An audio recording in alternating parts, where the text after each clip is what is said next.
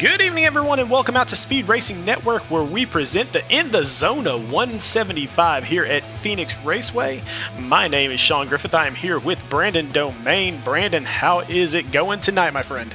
It is going good as we start getting near the final stretch of this season. You know, we got the break coming up after this one for the holidays, and only 2 races remain after that, so a lot of pressure on these guys tonight. I think it's going to lead to some great racing, but how you doing tonight? Man, I'm doing fantastic. I'm ready to get this thing started with so few cars on the track as we normally have in the Cup Series here. I think that this is going to be a long green flag race on one of the craziest tracks in NASCAR. Yeah, it's insane how aggressive you can be on this track. I mean, that dog leg is notorious for it, but you can also be real aggressive trying to push it 3 wide, especially in turns 1 and 2, trying to force that issue there. So it's really going to come down to, is there that balance on these guys of when they're going to push and when they're not going to push? One of the big things, no fast repairs. We saw that come into play on Thursday on the Xfinity side similarly with no fast repairs, and everybody kind of had that rough start, but then got it sorted out big time. I think you're right on the idea, though. I think we're going to see very few cautions tonight. Yeah, and the fun part about this race, especially in this series as well as what we had in the Xfinity series on Thursday, is that this is week 2 of their round of 10. This is the setup week. This is the time that you have to figure out, what do I need to do if I'm on the outside looking in? What do I need to do to set myself up for a good race at Texas? Or if you're already on the inside, what do I need to do to extend my lead so much that I can have a bad race at Texas and still make it? Yeah, and I've always been kind of torn on this one once the schedule came out on if I'd rather see Phoenix as the second race in a round of 3 or as the final race in a round of 3. The final race, you know, as aggressive as you can be and as many options as there are to get around the track, that could be interesting.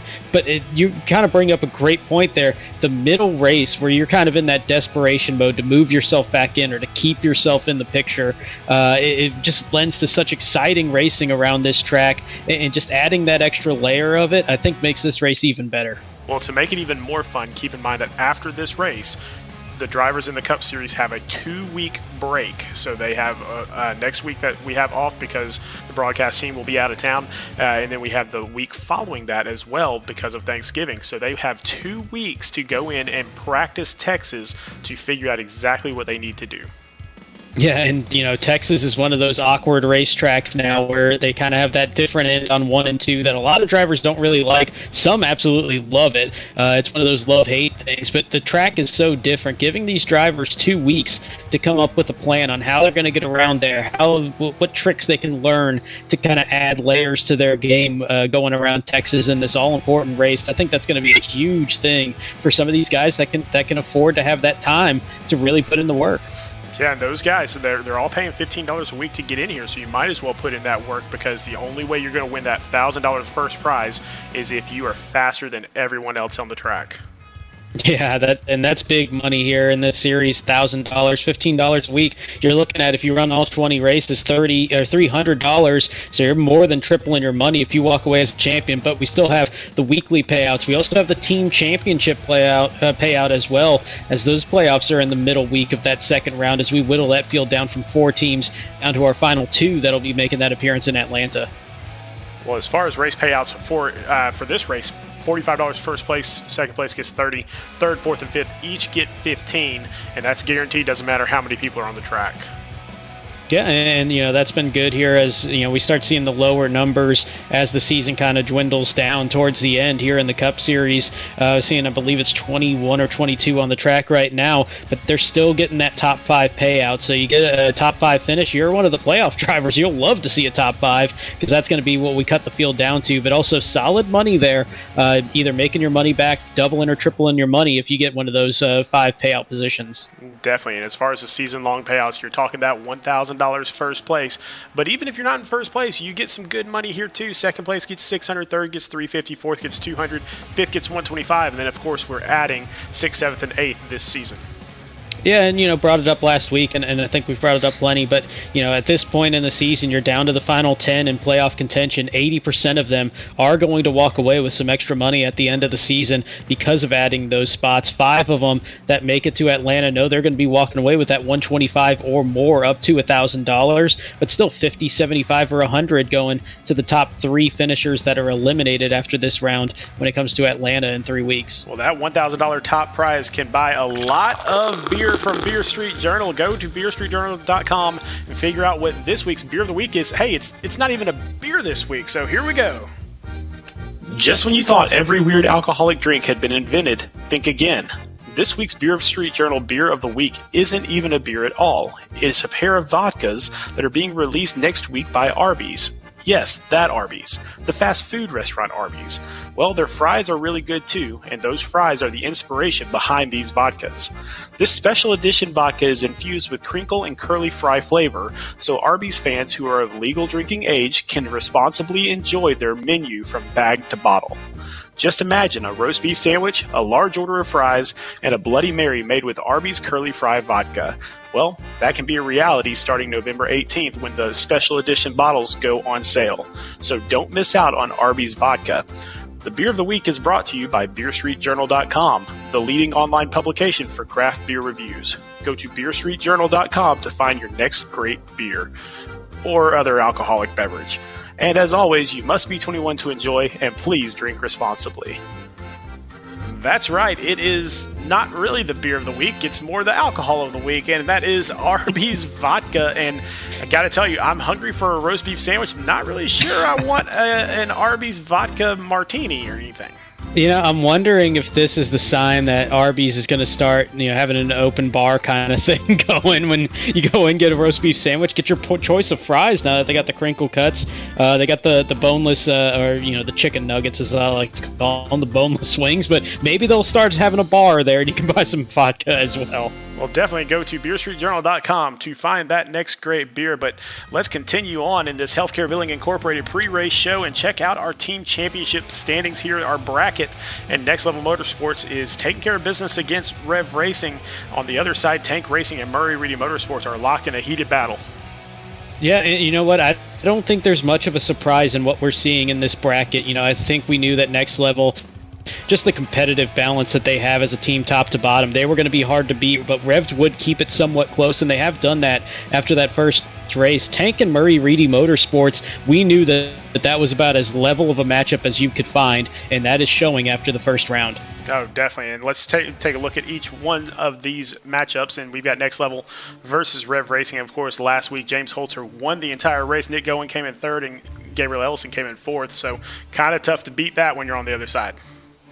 Yeah, I mean, no matter what you do, if you're Rev Racing, and that was a more than solid night for them with a 5th, 9th, and an 18th from Dalton Tucker, Scott Kowal, and Byron McDonald as their scoring drivers. But you look across that, and you see a 1st, 3rd, and 4th. I mean, there's not much more you can do better than that. You just need, a couple positions up there. But that's about as perfect of a week as you can get, and Next Level has done that often this season. Yeah, Rev Racing's going to need some help, especially since they only have 3 drivers on the team, while Next Level does have 5. So on the other side of the coin, we got Tank Racing versus Murray Reedy Motorsports, and this is a little bit of a better battle here because both of these teams are just coming out slugging. Yeah, great results from all 6 of the scoring drivers in there. I mean, you're looking at the worst being a 14th, which is more than solid from Craig Lautenslager at a tough track of Indianapolis last week. 2 drivers inside the top 10 in both teams, and then 1 just outside of it. This is, like we said, this was about as level of a matchup as we could find in this round. I was excited to see how this one was going to go because of how even these teams are. They're so similar. It's just really playing out well. I think we're going to stay somewhat close like this the rest of the way. Which will make it even more fun to see who takes on the winner of Next Level and Rev. But really, we got another contest going on here. It is the playoffs itself, the individual playoffs. And here they are, the standings right there. The top 5 currently inside the cut, separated by 1 point on that cut line between Timothy Latham and Scott Kowal. And really, I mean, you still look at how much danger there is for everybody in the field, because James Holtzer, even with the win last week, he's only 20 points clear of ninth place David Duke. So everything's still super close. Part of that is because we have the smaller fields right now, but that's going to limit the opportunities that you can really move up and down the field, or at least move up the field. But you get into trouble in these smaller fields, the cautions aren't going to be as high in number as we're used to seeing. So one spot of trouble could be something that you don't really get a chance to recover from in any of these races. Yeah, and that's what's so tough with these small fields. I mean, just any damage at all just completely ruins your race, and there was not a lot of room for recovery after that. So that's why a lot of times the drivers that are up towards the top are just the cleanest drivers out there for the most part. And so just kind of keep an eye on that tonight, as we're going to have multiple lanes of traffic and multiple different ways to get around this track, and then it all converges onto one single turning point. You just never know what's going to happen.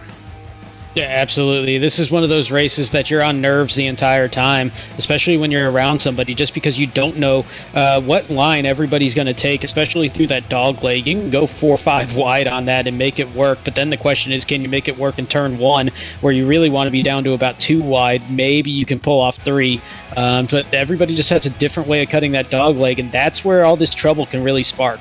Well, let's take a look at each of these drivers really quickly, and we'll start off with the leader, James Holtzer, and we're calling him the betting favorite. He's only missed one top 10 this entire season, and that's going to come into play here tonight, where we've got 22 cars on the track. It's going to be tough for him to fall outside of that top 10 unless there's damage. And you look at that 6 wins, so he's got over a third of the season he has been in victory lane. That is why he is the number 1 seeded driver after that first 3 legs here in the round of 10. But again, it's still very close, and somebody that knows how playoff success can work is our defending champion. 3 wins, and a lot of that coming very recently for Scott Healy. We call him the closer because last season he finished with 3 consecutive top 3s. He also has 2 wins this time in the playoffs. The defending champ hitting form exactly like he did last season once again. Yeah, I believe this season he's got 3 out of the last 4 races in the top 3. So I'm telling you, this guy knows exactly how to put it into victory lane, if not for the race itself, for the championship. So keep an eye on Scott Healy, but also take a look at Dalton Tucker here. Best finish on the season has been 2nd place. His average start 7th, average finish 7th. We're calling him always in contention because he is always right there in that top 5 to top 10 range.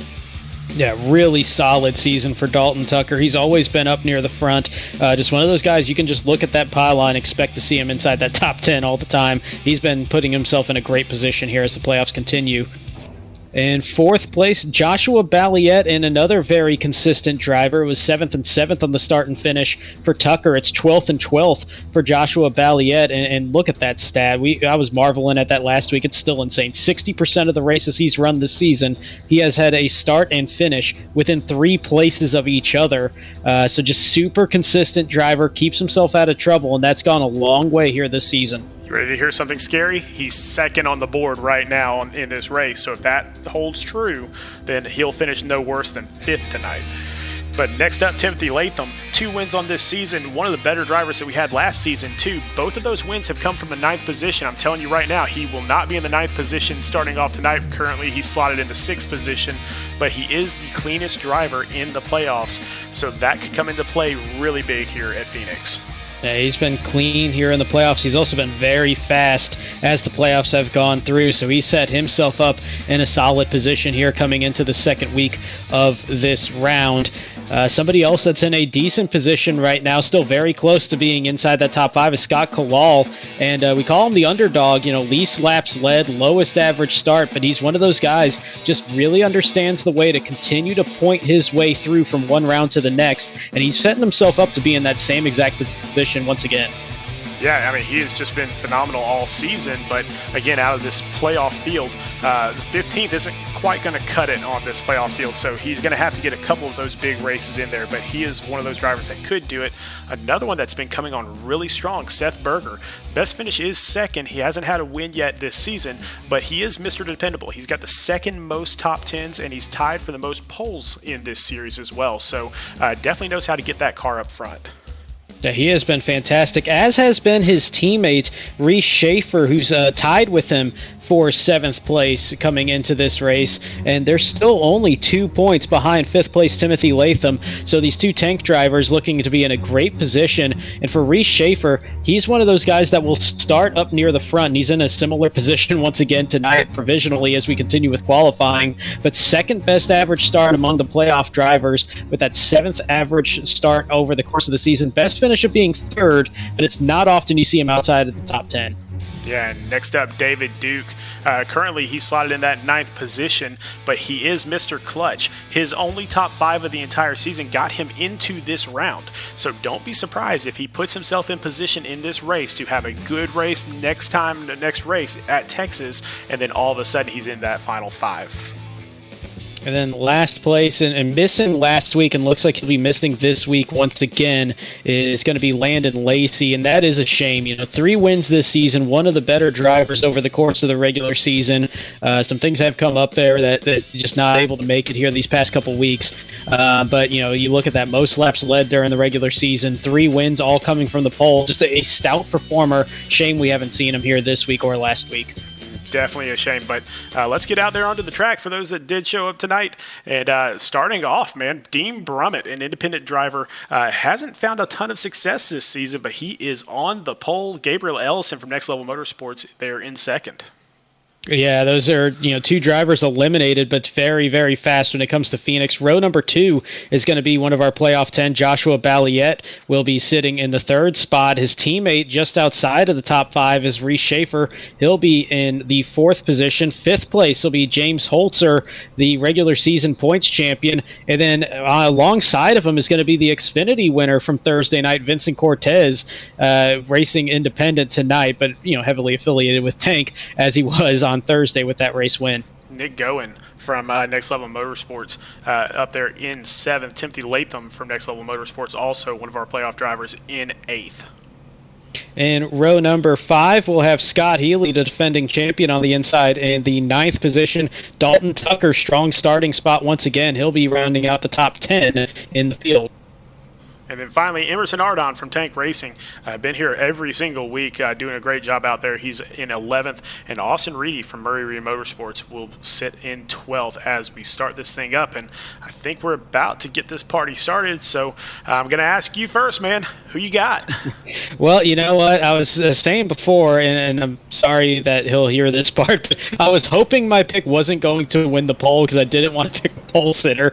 He was close, but it didn't quite happen. I'm going to go outside row 1, and I'm going to go with Gabriel Ellison, not in the top 10 among the playoff drivers that advanced after that first round, which is surprising to me. It's kind of been a slower season for Gabriel compared to what we saw last year. But speaking of last year, he started 15th in the race at Phoenix, finished inside the top 5, made up a lot of spot, had a clean race. I think he finds that again here this time. You know what? I am actually, I kind of said one pick a little bit earlier. I'm going to change my pick. I am going to go with the pole sitter. I'm going to go with Dean Brummett. Look, he's got nothing to race for here tonight besides pride. And when you got a guy out there with the talent that Dean Brummett has, going for nothing but pride, then he is a dangerous, dangerous guy. I think he brings it to victory lane here tonight.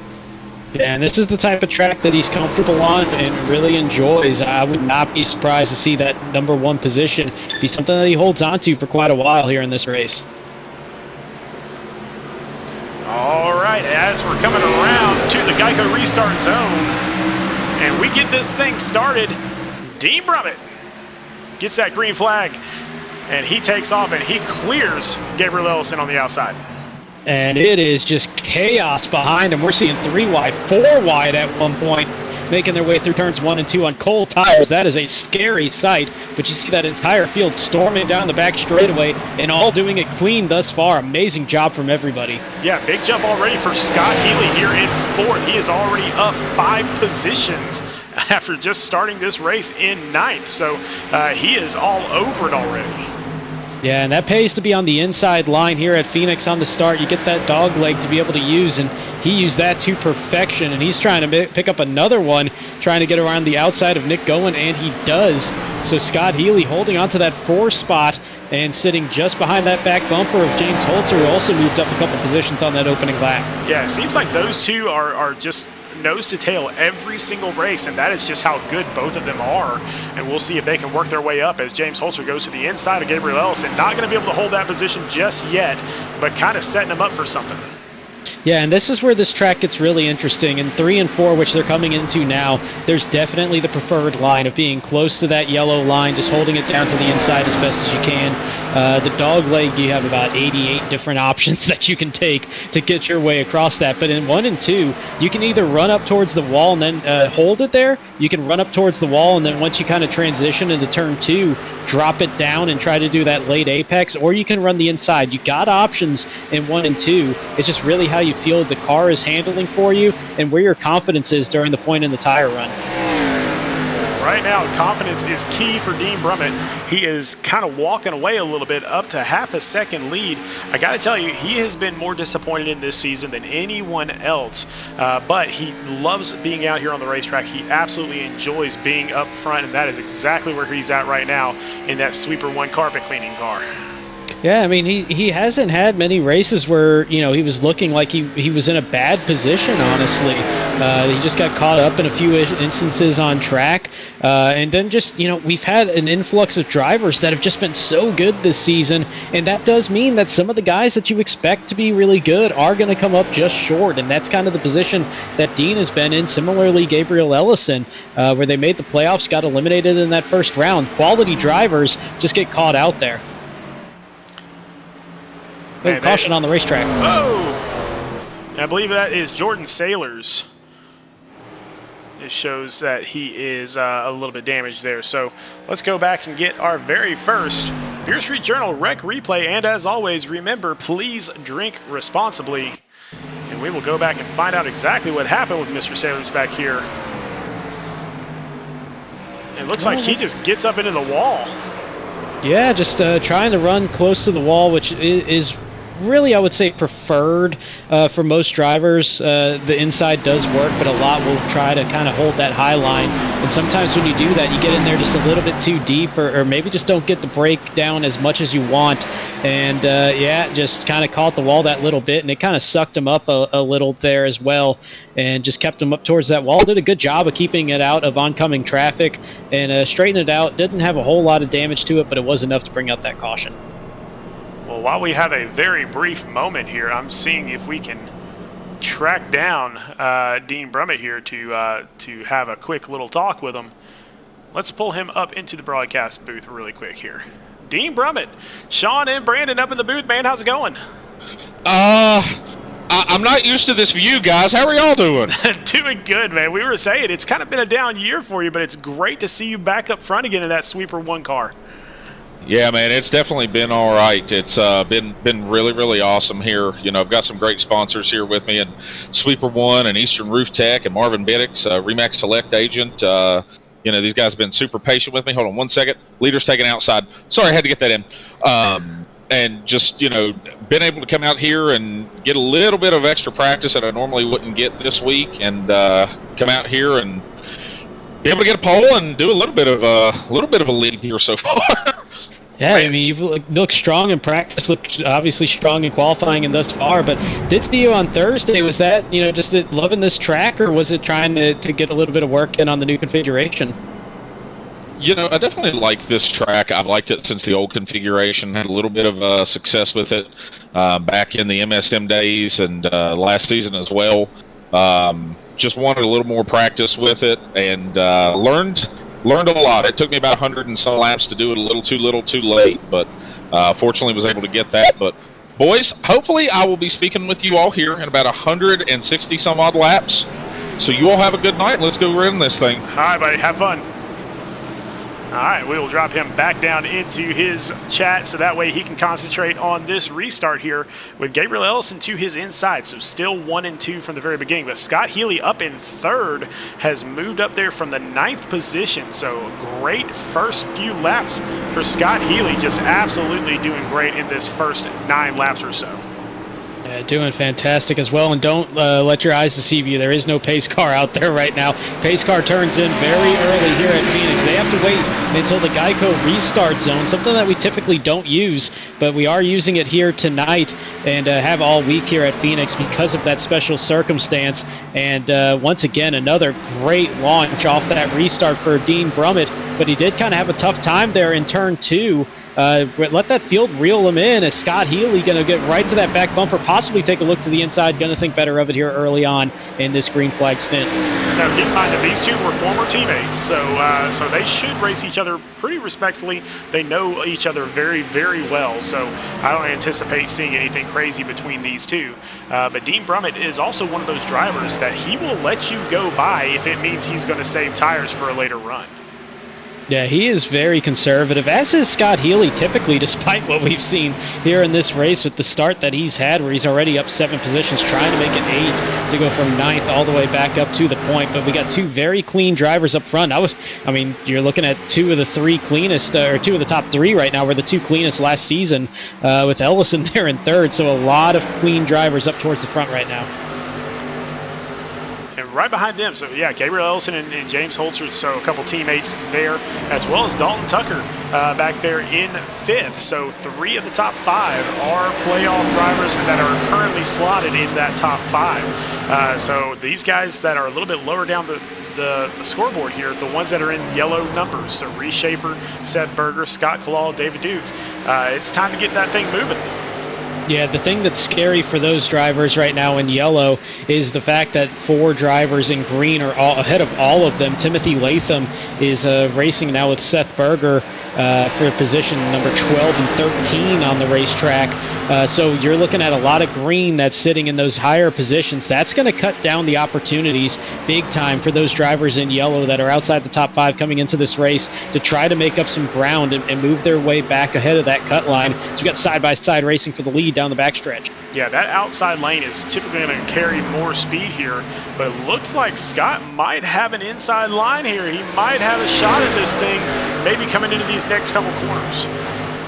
Yeah, and you really like having the inside line, especially off of 4, because you can get that run down that dog leg and possibly set you up really well to maybe get slide yourself up there and get clear coming out of turn 2. Not quite going to be the situation this time for Scott Healy, but he's in a better position than he was. Actually, he just kind of backed it down. Maybe he just thought, you know what, I don't want to abuse the tires here this early in the run, because he definitely had a better run than that. Ooh, wow, that was a very sideways moment there for Dean Brummett, it looked like.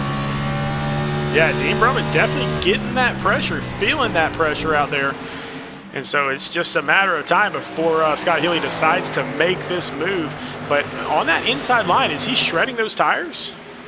It's not as terrible. I think because it's a pretty new surface in real life, they've done a good job of kind of replicating that here. I didn't really feel like the tire fall off was terrible. At least in the Xfinity car and the Cup car, it's a really loose setup to me. And when I was working on it, I know that there's some guys that have found a setup with a few things that you can change that have made it kind of tighten up a little bit. But as far as the tires go, I didn't really feel that this was terrible on the tires. You do want to be gentle with them, but it's not going to shred them as much as a lot of tracks. Well, so that means that these long runs are going to be a little bit better for these guys. And so we were told about 45 to 50 laps per green flag run for fuel and tires. And so we're only about halfway there right now, but you can already tell some of these tires are starting to fall off just a little bit. Yeah, and I think it'll be about a second and a half or so, the fall off from the start of a run to the end of a run. And typically you'll, at a track like this size, mile and a half, you'll look at closer to 2 seconds. So it's a little bit less as Scott Healy trying to make the outside work this time, as he does have that nose still out in front, possibly still going to be clear if he can get the momentum coming out of turn 2, and he does. So move that 64 to the point, and he's going to do it by a couple car lengths now coming down that back straightaway. Now, while that was going on, I'm not sure what happened, but James Holtzer moved all the way back to 12. Now, I did see some blinking a little bit earlier, and they could have asked him to move backwards until that blinking was taken care of. I don't see any damage on the car. Do you know anything there, Brandon? I did see a lot of race control chatter, and I think that was directed towards James Holtzer because of the blinking issue, that to kind of start backing it down until that clears up. Looks like it has started to clear up, though, on the broadcast screen and the second view that I have. Haven't seen him blink in a little bit. Well, that means that he can work his way back forward, but man, just one of those technology things that everybody deals with on iRacing. You got to have that good internet. You got to have that solid structure there for you, so you can actually, get out here and race around these other drivers. So, big props to him for dropping back, but we'll see if he can work his way back forward. Yeah, and that's it's something that has come up a couple times this season for a few drivers. Holtzer's been one of them, and it's just it really shows how good of a driver he's been this season, though, because even despite those tech problems here and there where he starts blinking and he has to drop back, he still finds his way right up towards the front. I kind of expect to see the same here again tonight. Scott Healy has started to put a little bit of distance on Dean Brummett, and it's hard to tell whether that's just Dean Brummett being super conservative to save those tires, or if that's Scott Healy just being that much quicker than everybody else. But again, we said it in the pre-broadcast, don't mess with Scott Healy here in the playoffs, because he is just almost untouchable. Yeah, he just finds a way to be even better and elevate his game, and that's one of those things that in any sport, whether it be real, sim, anything like that, there's always that guy that just when the lights are on brightest, they figure it out. And Scott Healy has proven to be that guy. He did it last season en route to the championship where he had his best races in the playoff. And here he is once again. He got that win at Charlotte near the end of the regular season. And that was kind of that warning shot to everybody that the 64, the defending champion, was back in the running of this thing. And if they didn't take it serious then, they better be taking that serious now. Yeah, a little bit of side-by-side racing between Austin Reedy and Nick Goen. Looks like Nick Goen is going to get that position a little bit further back. Timothy Latham and James Holtzer were going toe-to-toe there for a little while. Timothy, remember, he came in second at this race last season, so he should be able to put on a little bit of a show here tonight. Yeah, really strong run there. He was in the top 5 pretty much the entire night at Phoenix last time. And the best finisher that we had in that race here in the field tonight, as he's sitting there in 11th. That's a little bit surprising, but I think he's kind of biding his time, knowing that this is a really long race in scheduled distance. It's a track where 175 laps, it sounds like a lot, but it feels like a lot when you're out there. I remember Thursday night, is one of in the team chat, there was a little bit of like, hey, how many laps are left? When we had somebody a few laps down trying to figure out, I said 61, and then went, holy crap, we still got 61 laps to go. It feels like this race just goes on forever. It's a mental taxing race. Yeah, which is kind of strange, because this race, it's about 26 seconds per lap, 27 seconds per lap to get around this course, which, again, doesn't sound like much until you realize that some of these other mile-and-a-half tracks, you're talking 30 to 40 seconds. And so this track is so much smaller, but yet races like it's a little bit bigger. It's the speed difference, it's the way that the track is, it's the amount of laps, but I think it's also the fact that you're just hyper aware of everything that's going around you on this racetrack, because there's so many different ways you can get around the racetrack through through the dog leg, through 1 and 2, 3 and 4. Like I was saying earlier, it's kind of that one way, but there's so many different things that you have to keep your eyes on. You got to start thinking about strategy because of the distance in this race and the fuel window that you have. It's just so much on the brain that I think that's what really makes this feel even longer than most of the races usually do. Well, we're looking right now at Seth Berger, so one of those drivers that is outside the cut currently, back here in 15th position, has a lot of fans out there in the YouTube chat, so a lot of people cheering him on. But again, Tank Racing is really, really good at going for the long run, and I really think that's part of what he's doing right here.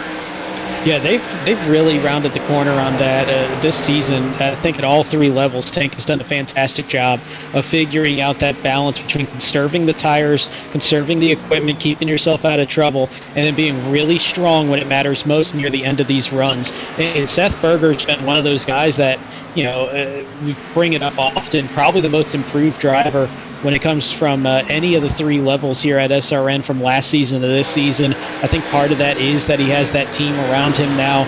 It was a partial team last season. This time they got the full roster. I just think Tank altogether has just done a fantastic job of really working together to improve that team from top to bottom. Yeah, Tank has been great all season long. Gabriel Ellison is up here in second place now, so Dean Brummett has been dropped by a couple other drivers here. Again, looking for that long run. I think he's going to be okay out there.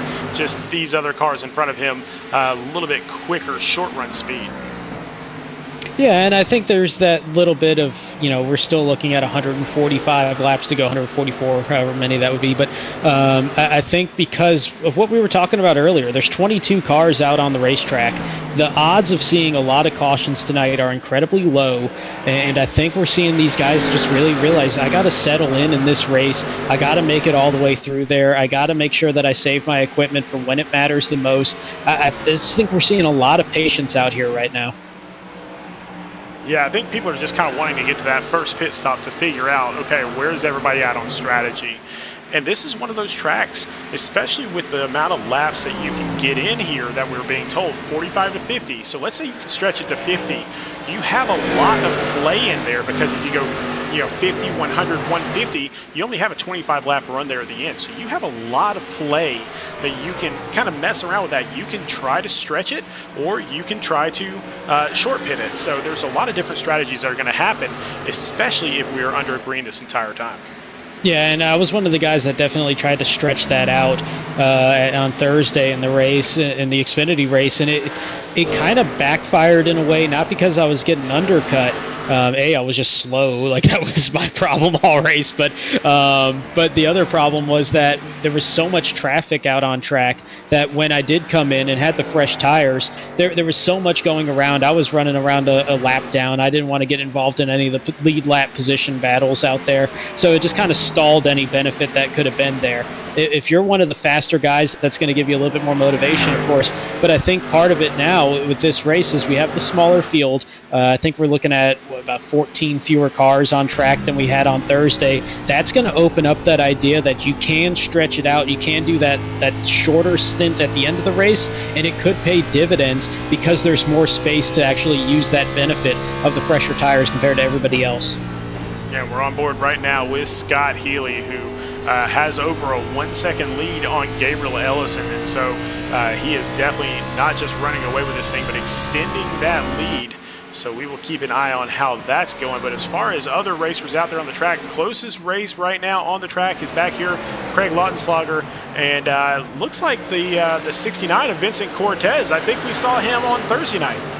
Yeah, race winner on Thursday night, finally getting that win here this season. He's been due for quite a while, and that was really one of the more popular wins just because of how hard he's fought to get that win this season in the Xfinity side, so it was great to see him do that. Craig Lautenschlager with a solid run here going in the 12th position, hanging in there with Timothy Latham, who's been strong at this track. He's one position ahead in 11th. So I think we're just really seeing a lot of strong drivers just kind of chilling right now. There's so much of this race left, but we're seeing some of the names start to emerge on who might be a contender for a top 5, top 10 by the end of this one. Well, here is an interesting stat for you. 11 of the top 12 cars are all still alive in the team championship also. So you got to look at that as something too, as James Holtzer goes and picks off another position on his way back to the front. Yeah, and that's something that, we try to talk about that team championship as much as possible. It does kind of get lost in the shuffle a little bit because of the individual side. But that team championship does get talked about a lot within teams. I know for sure it does on mine. And it's just one of those deals where it's that team pride. It's that little bit of extra prize money. Yeah. Excuse me. You're good. A little bit of extra prize money there. Here in this series, it's $300 for that team to split, and so it's not the be-all and end-all, but hey, it's something, and it's a matter of pride too. Your team wants to be the top team out there because that also means that next season you can recruit other drivers to come to your team too. Yeah, and that can go a long way, especially with the longer off-season that we're going to have here. It looks like it's going to be a couple months or so. That's more time to communicate with people, more time to put together a bit of a sales pitch to try to get people involved. I think that can go a long way, almost like you're building that reputation to continue to evolve your roster even stronger if you don't want to retain everybody as is. But, that can go a long way. And that team pride is just a huge thing. I know, I touched on it, you touched on it. That's a big thing. Oh, wow, we got one sideways. Kyle Benson, you saw him there in 1 and 2, did a great job of saving that in that patriotic red, white, and blue car. Amazing save from him. That thing was about 45 degrees around. Well, back up front, Scott Healy has been caught by Gabriel Ellison and Dalton Tucker. So Dalton and Gabriel have been putting on some serious laps to pick up the pace and catch up to our leader, Scott Healy. And now, as we're getting closer and closer to those green flag pit stops, that tire wear is starting to show. Yeah, that answers the question that we had early on in this run. If Healy was being aggressive or if it was just other drivers being really conservative, I think that tells you that it was that 64 being aggressive. A little uncharacteristic of him early in races, but I think he knew that position on the track was going to go a long way, especially with all the pit stops that we're going to have. We might have one more pit stop than we're used to seeing here in this series. I think he knew that he needed to get that 64 up in front, so he was willing to risk it and just really put down some lap times and maybe burn up the tires a little bit to get that thing out in front. Yeah, and they are about halfway around the track from lapping our back of the pack cars here, so there's still plenty of time for them to kind of sort it out without having to worry about lap traffic here. So I think we'll get to the green flag pit stops here within the next 5-10 laps, and then everything else. Once we get to green flag pit stops, we will know their strategies a little bit better. Yeah, for sure. And I think the other thing to keep in mind, too, is right now we are in the fuel window. Like this, it would be open right now for these guys that are trying to make this a 3-stop race. You can break it down into quarters, 45, 90, 135, and then you got a 40-lap run if you're wanting to keep it somewhat even. So we are well within that pit window for anybody trying to do that. Yeah, surprised that nobody has done that yet. We did have some cars that pitted back when we had that caution on lap 6. David Duke being the first one of those, so he is going to be able to stretch this just a little bit longer than everybody else out here on the track. So we'll see how that turns out as well. But Gabriel Ellison not backing down right now from Scott Healy. No, not at all. The top 3 really still pulling away from everybody. So when we talk about, Scott Healy maybe burning up those tires, being a little aggressive on the pace in this first stint, it's not an egregious thing. It's just that the other 2 right behind him, Ellison and Tucker, maybe did a little bit better job conserving because they're still pulling away from everybody right now, aside from maybe Joshua Balliet, who is still inching his way forward, but still a good 2.5 seconds behind this group of 3. Well, anytime you're facing a competitor that is a champion, you race a little bit harder. You see it in football. You see it in all other sports. When you're racing against the top dog, you race just a little bit harder against that person. And Scott Healy is that top dog right now. And so Gabriel Ellison not letting it up a single inch here. As Scott Healy takes a big cut across that dog leg to stay out in front. And one thing, too, pit stops have just started. Nick Gowen, first one to come down pit road in the 88. There we see him making his way around this long and just awkward pit road that really cuts the track a good bit and kind of throws off the timing a bit. But to keep in mind, it's about 50 seconds on pit road, including the way in, the way off, and the pit stop itself. That's going to put you nearly 2 laps down, possibly a full 2 laps down, depending on where you are on the racetrack. One other thing I kind of wanted to think about here, too, is, how hard that Gabriel Ellison has been. Oh, that kind of cancels that idea. As leader onto pit road, Scott Healy makes that left-hand turn and enters on the back straightaway, but his pit stall isn't going to be until near the start-finish line as one of the faster qualifiers tonight. Yep, so Gabriel Ellison will take that lead and get that all-important bonus point. Actually, Gabriel is he's actually not racing for the playoff championship anymore. He was eliminated in the last round, but he is still racing for the Tier 2 championship. So that bonus point could come in handy there. Dalton Tucker now takes the lead, and he will get that all-important bonus point for the playoffs. Yeah, he will pick that up as he's got a comfortable lead over Joshua Balliet right now of about a couple seconds. Ellison onto pit road, as is Reedy and Latham this time. And you noticed how early Ellison came down. This is a really easy pit road to make, but Greg Olenek actually said this well in the Discord for the series. It's a very easy one to overshoot, as we're seeing it right now. Really hot entry here for Dalton Tucker. Keep in mind, that yellow line that you saw at the start of that pit wall, that is not where the speed limit is involved. The speed limit doesn't pick up till that cone that you saw about 20 feet beyond that. So that was a good job there of Dalton Tucker maximizing the amount of speed he can carry before he had to really get on the brakes there. And you're going to see that again and again, and we actually saw a driver in the Xfinity Series that completely blew pit road and knew it, and so he just stayed sped up all the way through pit road and took a massive penalty for it.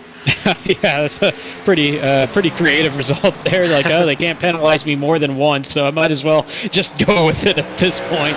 But Joshua Balliet continuing to stretch this out a little bit more, as he's picking up that bonus point for leading that lap, and he's trying to get a few more, maybe pitting this time, though. Well, and look who's in second. James Holtzer, actually, he's going to drop down into pit road now. I thought he might stay out to get that extra bonus point, but he is going to let it go. And Dean Brummett is going to go back to the lead, but he has not pitted yet. Now, he has not. He will reattain that lead here. That car really starting to slide around, though. Those tires right at the edge of that life, and it's going to be even worse as that fuel tank empties out and that back end of the car really gets light. I think I just saw him pop up on the driver chat that he's going to be making his way. See, if there's a lot of different lines around this racetrack, a lot of different lines to get into pit road. We've seen some kind of turn it in right around turn 1 at the entry, and some that are riding out along that wall all the way until the last second when they dive in. But Seth Berger going to pick up the lead here and stretch this out to get that bonus point. Yeah, that is a much-needed bonus point for him, and I think David Duke right behind him kind of wants Seth to drop into pit lane now so he can possibly pick up a bonus point as well. We'll see if that actually happens. It does not look like he's going in there this time around. No, but he's got a lot of fast cars on fresh tires right behind him right now, trying to get that lap back and naturally get back onto the lead lap, as Nick Gowen leading that pack, but right behind them is Gabriel Ellison and Dalton Tucker. They're going to go 4 wide down the dog leg. Not the smartest thing to do to go 4 wide, but luckily Seth Berger kind of backed out of it a little bit, or he just didn't have the speed to hold it.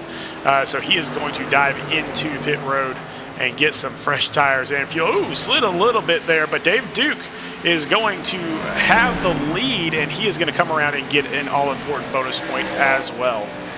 And that's the benefit of coming in on that caution, and it's really easy to do that, especially if you're not in the top 10 in a shorter field.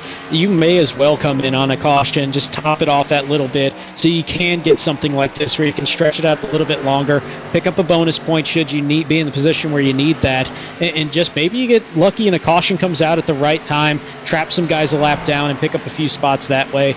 Smaller field, a lot less risk in that kind of a move. Yeah, David Duke, Joshua Siegfried, Jordan Sailors, Max Service, Emerson Ardon, and Travis Trevelyan and Byron McDonald have not pitted on this cycle. So still got the top 7 out there that have not pitted yet. But besides that, Scott Healy has a 4-second lead on Gabriel Ellison in second, or that will eventually become second if this stays green. And part of that is the timing. When he came down and then came back out onto the racetrack, he was not in nearly the same amount of traffic with people on older tires that you're seeing from Gabriel Ellison and Dalton Tucker, and that really allowed Healy to open up a massive lead of 4 seconds at this point, and he's only going to have about 1 or 2 laps more age on his tires on a track where the tire fall off early on through maybe the first half of the run, just not that significant compared to the rest of the field. And compared to 5 laps being a big difference at a track like Indy, it's not like that here. So this is a great position for Healy to be in. Moving back up front, David Duke getting passed left and right by all these guys that have pitted. And so that's just kind of a disconcerting moment. And so he will dive off the track and go ahead and come in and get those tires and that fuel. But hey, the strategy worked, picked up that bonus point, gave it a shot to see if a caution would come out. He's got to cycle back through. Problem for him is he's going to be dangerously close to going a lap down and being stuck a lap down because of the way that the timing is gone. Those fresher tires still being about 1.5 seconds faster each lap. As we watch Joshua Siegfried pick up a bonus point there. Not one of the playoff drivers, but always a good feeling to be leading a lap. He'll do that, and I thought he was going to come down pit road, but he just took a lower line as he's going to pick up another lap lead here as he's up about 10 seconds over Jordan Sailors in second. Yeah, Jordan Sailors back here running in that 55 car. Keep in mind that he was the one that kind of got into the wall a little bit earlier, so probably has some damage there. We will see if it doesn't look that bad right now. No, I mean, he did a pretty decent job of not getting that too bad into the wall. He did catch it and kind of re-caught it a second time, but it wasn't a drastic hit either time. I think it was just more the arrow of it just kind of spun him around, and that's what brought out the caution as we do see him come in. And I also think that with that caution that came out right after, he had time to work on it. Not a whole lot that had to be fixed up on that the 55 Sailors, but it's going to be the 81 of Max Service that's going to be leading this time by, as we're seeing now a slew of drivers picking up that lead lap bonus point. Yeah, Byron McDonald, the only other driver besides Max Service that has not pitted on this cycle yet. You can see David Duke right behind him trying to get through there. Max Service is going to pull off, take his service, and it looks like Byron McDonald is going to get that bonus point this time around. Oh, for a second I thought Scott Healy was going to run the middle 3 wide there between David Duke and Byron McDonald. He chose not to do that, but he is going to pick up the lead here as he does get around Byron McDonald, those much fresher tires at this point. And there goes Scott Healy to the inside. He's going to put David Duke back a lap down. So that's going to be a real interesting race to see here on a race where we're not expecting many cautions. Lucky Dog might not come into play a whole lot. See how David Duke can do trying to get that lap back. Well, one thing to note, Byron McDonald did not lead that lap, and so he does not have a lap lead, but he is the last one out there on these tires. And so I think he is just trying to push it as far as he possibly can in the hopes that a caution does come out.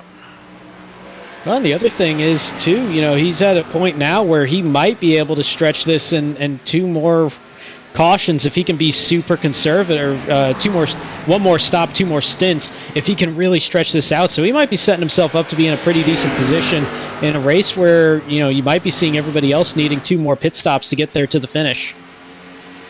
Well, Scott Healy has a 2.5-second lead over Dalton Tucker. Dalton does have 2 lap fresher tires, so you should see that lead diminish just a hair. But as it sits right now, Scott Healy is definitely going to have a bigger lead than he did when he came into the pits.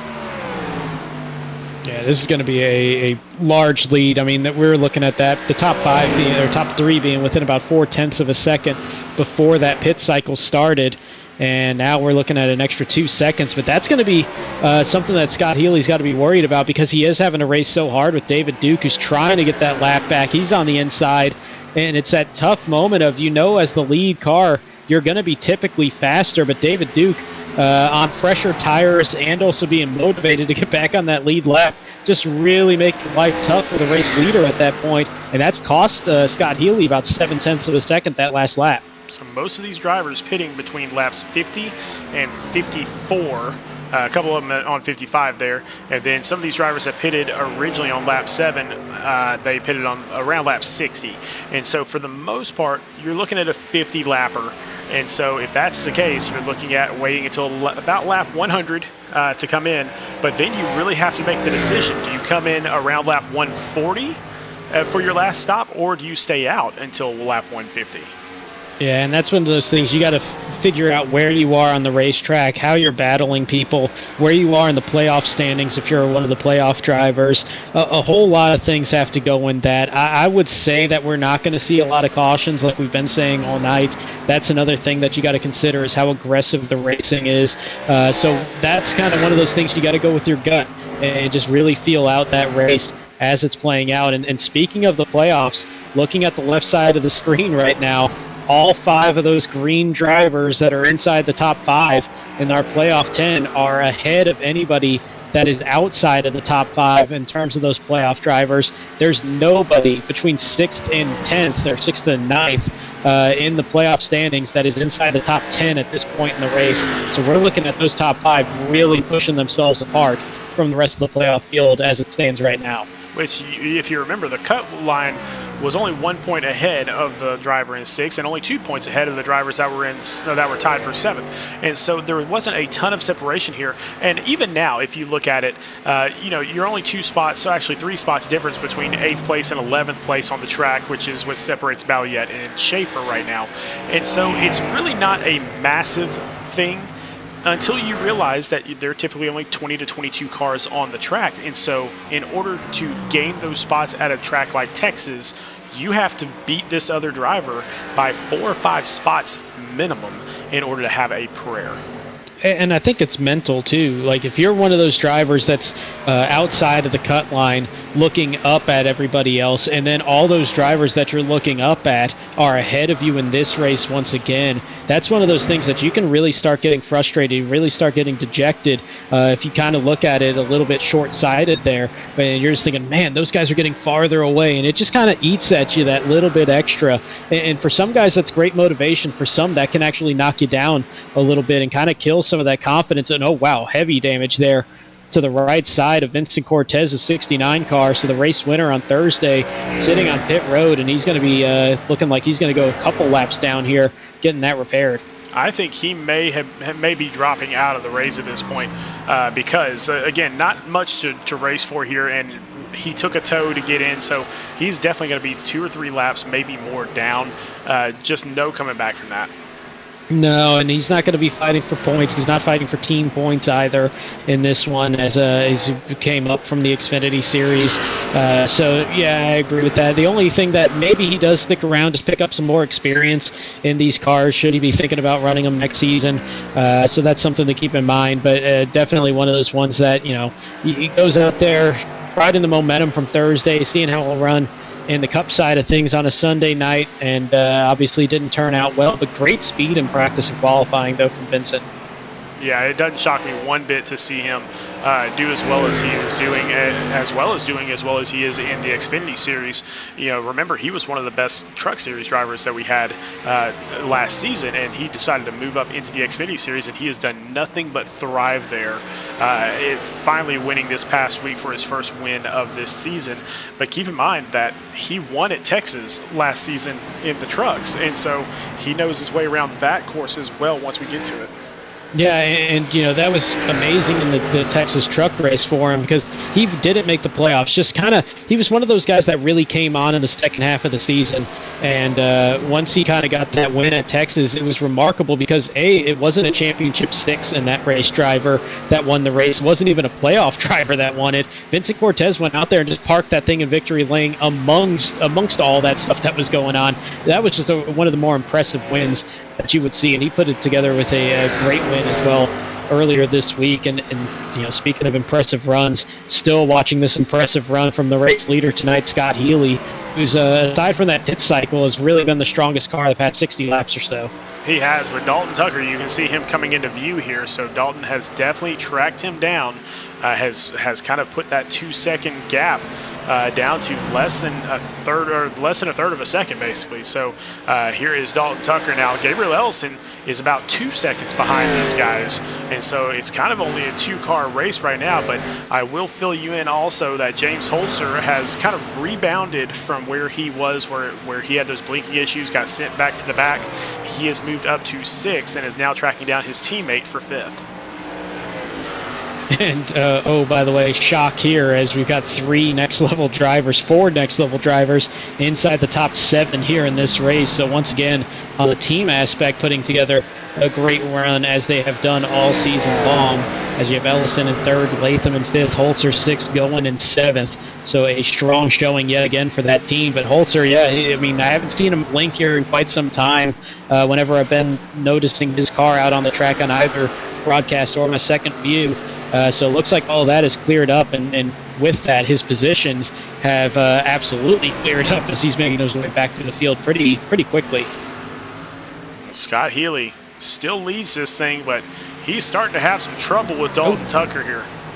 Yeah, and that was a close moment there as he came up off that dog leg and slid it right back in front of that 73. Maybe the angle made it look a little bit closer than it was, but they are very close now as the 73 of Dalton Tucker sticking the nose to the inside of the 64. We may have a lead change here by the time we get to the stripe. Very very, very interesting racing here between these two, because it's just a matter of who wants to really take this thing and kind of hurt their chances later on by taking it.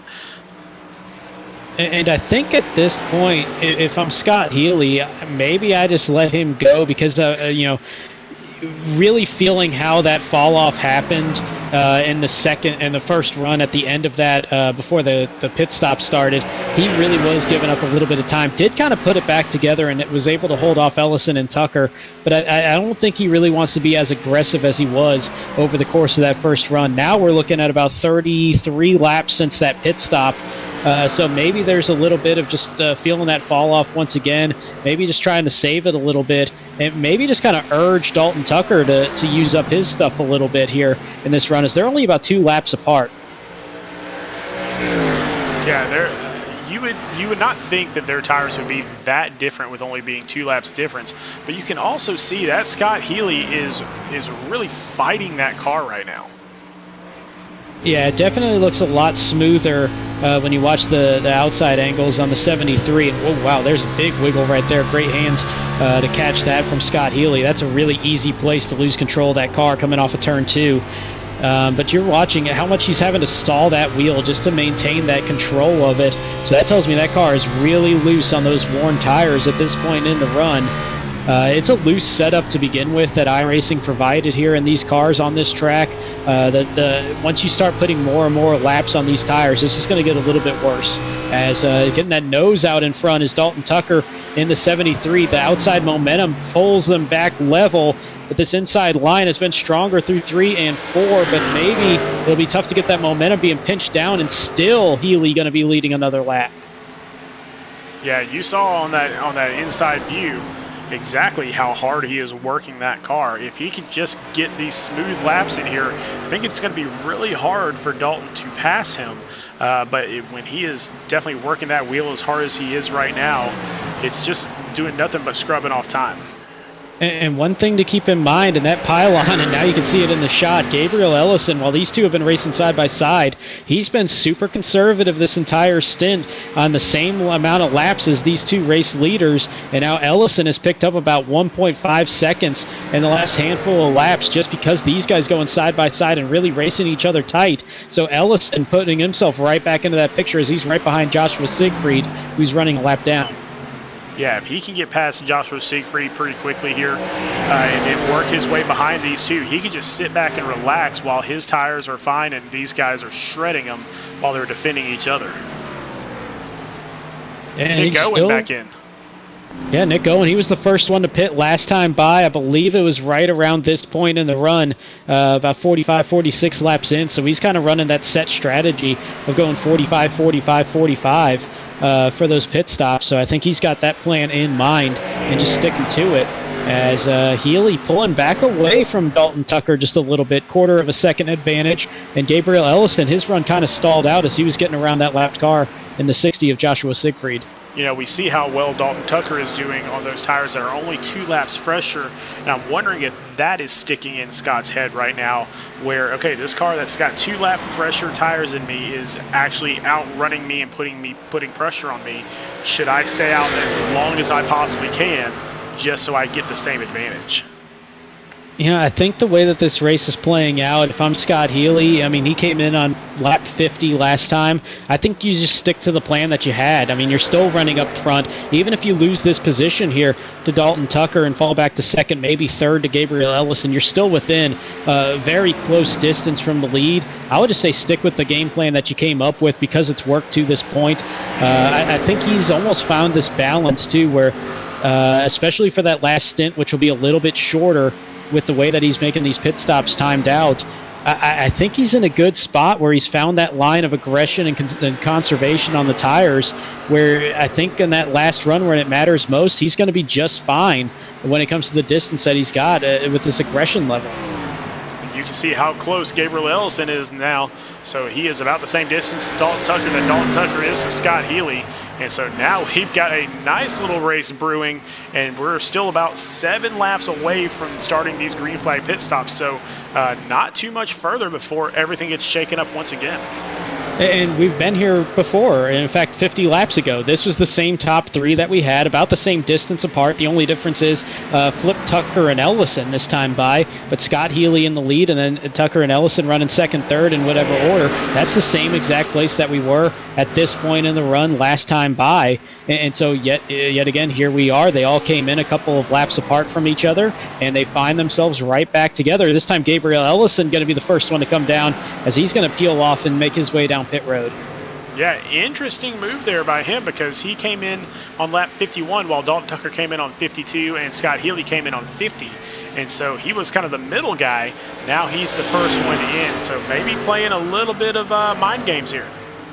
A little bit of that, but also I think that when you make it 50 laps, the rest of the way you have 125 laps to go, sitting there just saying, all right, I'll come in on 45 and 45 and then save that shorter run. Scott Healy going to protect from that little bit of an undercut advantage that Ellison could have, as he's going to make his way down, and he's going to sacrifice that lead to Dalton Tucker.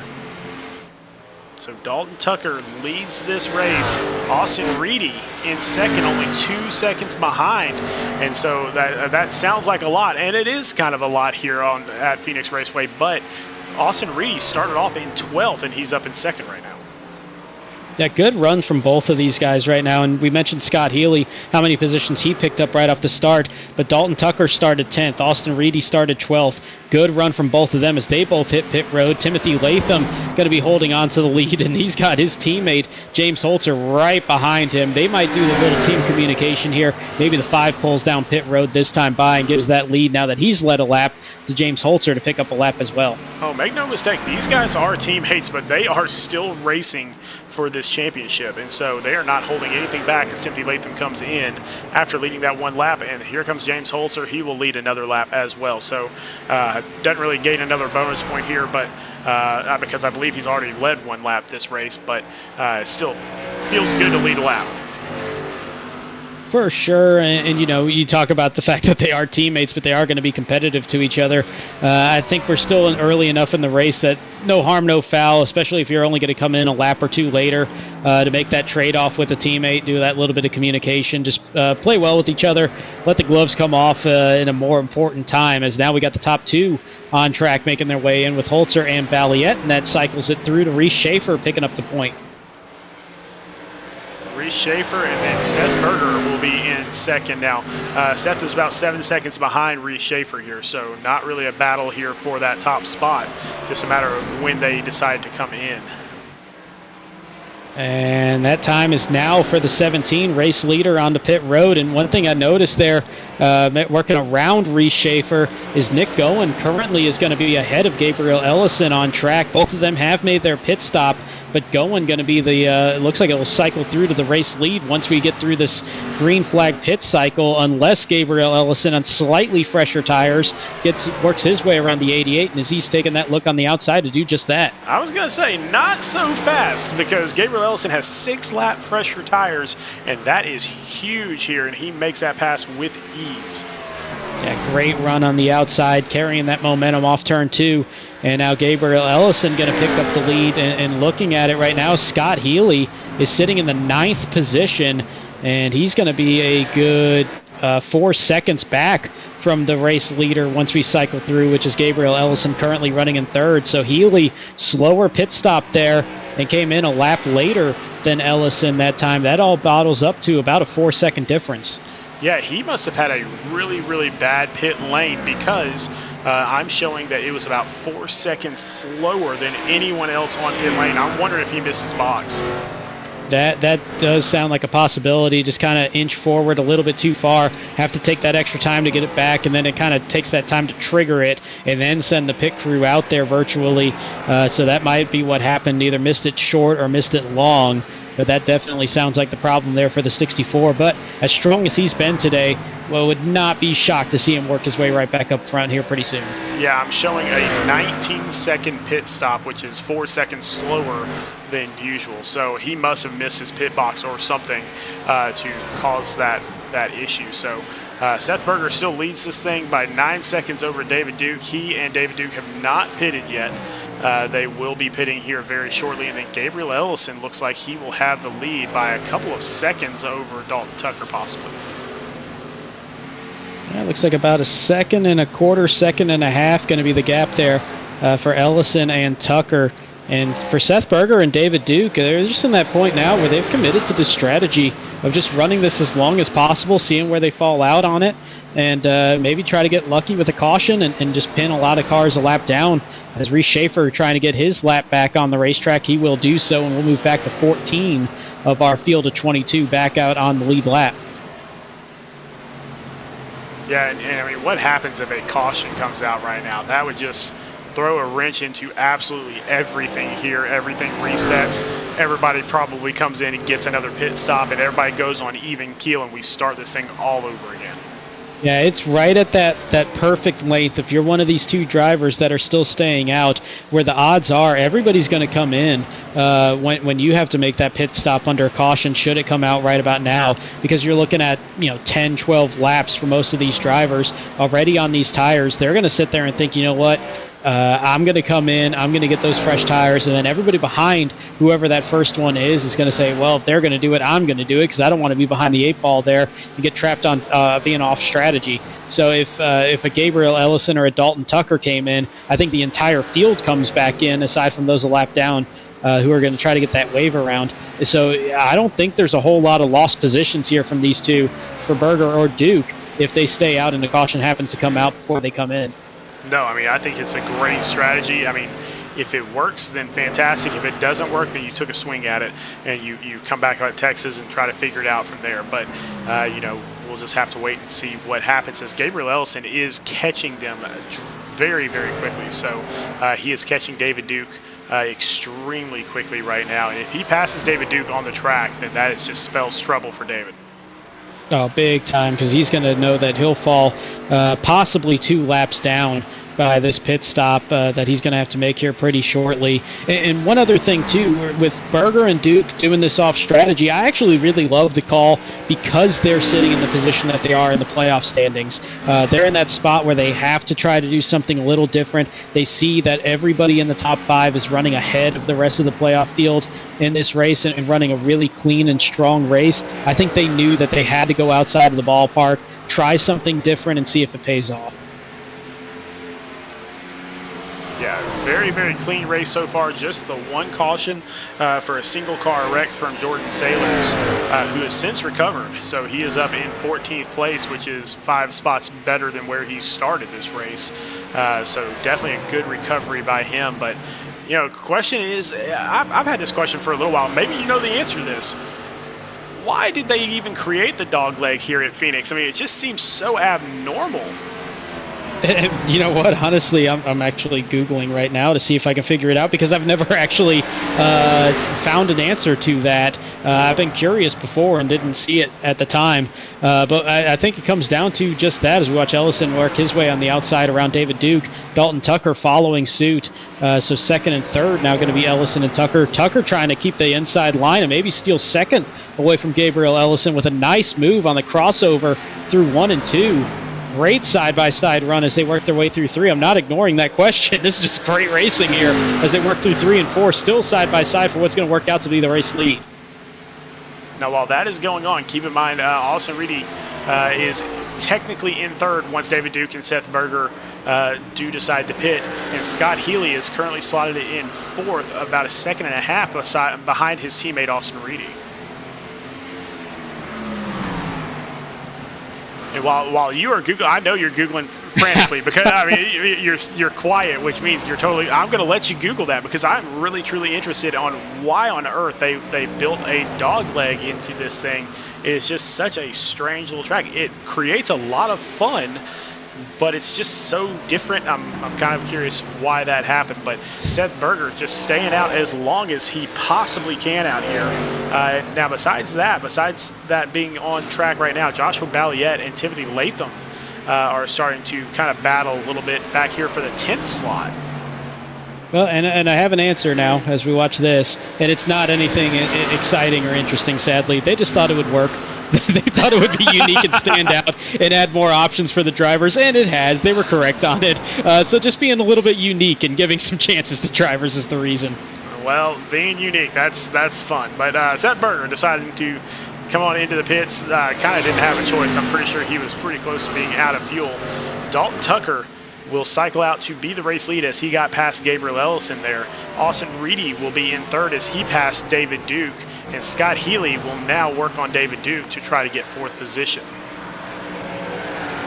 And one thing, watching Healy, that gap not really closing a whole lot. He was about 4 seconds behind Gabriel Ellison and Dalton Tucker the last time we checked in with him about 9 laps ago, and only seeing a good 0.6 of a second having disappeared here as he's going to make his dive to the inside, 3 wide in the dog leg as he's trying to make his way around David Duke. He's got Emerson Ardon on the outside, but Healy going to make it work, but he had to bite off a little bit more on that brake than he might have wanted to make that turn work. That leaves him exposed to possibly James Holtzer to the inside as he had a great run, not having to be 3 wide on entry, but Healy with a good exit there, saving that momentum, and he's going to hold on to that 4th position for now. Yeah, he was trying to use David Duke as a pick there, and it worked for the time being, but he just had so much speed there, he just couldn't hold on to it.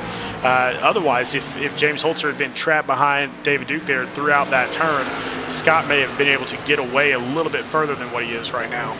And turns 1 and 2 here are really interesting. It's super easy to make turn 1 work. The problem is it just has this unnatural feeling apex. It feels like normally the apex is midway through the turn. Here and 1 and 2, it feels like it's about 70% of the way through the turn, and it just kind of baits you sometimes, where you carry a little bit more speed than you want to, and you don't really notice it until either you're in the wall because you were trying to carry too much speed on the outside, or you get to that late apex and you realize, oh, I'm just going to blow right through this thing and I'm just going to be way out of line. And I think that's what happened there to Scott Healy. Came in so low and just kind of thought, all right, I'm good, and carried a little too much speed, and then got trapped behind going 3 wide there. Had to slow it up a little bit more as David Duke holding 6, but sounds like he's going to make his way through. Seth Berger to the inside. That's going to block that entry just a little bit, and you saw Berger cut it down to the apron to try to get out of the way of David Duke. That was a classy gesture there as he got caught in a bad spot at the wrong time. I'm doing some math here, Brandon, because David Duke just went 57 laps on that pit cycle. And so if he does the same thing, he can make it to the end now. Mm-hmm. And so this could be huge for him, basically cutting out 1 entire pit stop. And this is a strategy that I can tell you firsthand, or secondhand, I suppose it is, because my teammate Tyler Markle did this on the race on Thursday, and he was in a very similar position to David Duke, outside of the advancing positions to the next round, took a swing, tried something different, and it paid off. He wasn't going to be, a top 5, top 10 driver based on pace on the racetrack, wound up getting a top 10 because he tried that strategy, cut out 1 extra pit stop, held on to it, did a good job balancing everything, and was able to protect the top 10 position and move himself right back into the picture in terms of those advancing in the Xfinity side of things. So David Duke doing something very similar, and he's in a position where he's going to make this work perfectly, because if this thing stays green, he's well within right of making it the rest of the way. And that means that when he comes out here, that will be his last pit stop. And so everyone else will still have to pit at least once, and he's on fresh tires right now. This could get very, very interesting for David Duke. Yeah, and the fresh tires, I think that's going to be negated a little bit because he's going to have to conserve from the get-go if he wants to make it the rest of the way, as he's known, because he's had to do that through the first 2 stints now. But we talked about it early on. 1 pit stop on track is about 50 seconds a time. By the time you make pit entry and the time you make pit exit, 50 seconds is a long, long time, nearly 2 laps around this racetrack. So David Duke is sitting in a fantastic position. I would not be surprised if this thing stays green that we see that 78 in the top 5 at the end of the night. That would be incredible for him, especially being in 9th place coming into this thing. And so he needs every single point he can possibly get. Remember, he did lead a lap, so he's going to get that bonus point for leading a lap at one point during this race. But as far as where he was in the standings coming into this thing, keep in mind that he was 8 points out. Well, 8 points can be easily made up with a top 5 finish. Oh, for sure, and especially knowing, look at the positions where everybody is on even playing ground right now. Everybody's made the same amount of pit stops minus that early caution that we saw, and we've got the top five playoff drivers inside the top 8, the next 4 playoff drivers outside of the top 10. So you got to do something different. That's been the theme of what we've talked about a lot when it comes to pit strategy. If you're in one of those spots where you got to take a swing, take that home run cut and see what happens. If you strike out, all right, you strike out. You had to try something different. But, I mean, if you connect on it, hit that home run, you're right back in the ball game by the time we get to Texas. Yeah, I mean, he's already in 9th, and the only person below him in the standings is somebody that hasn't shown up the last 2 weeks. And so you can't go lower than where you're at right now. You might as well go for it all.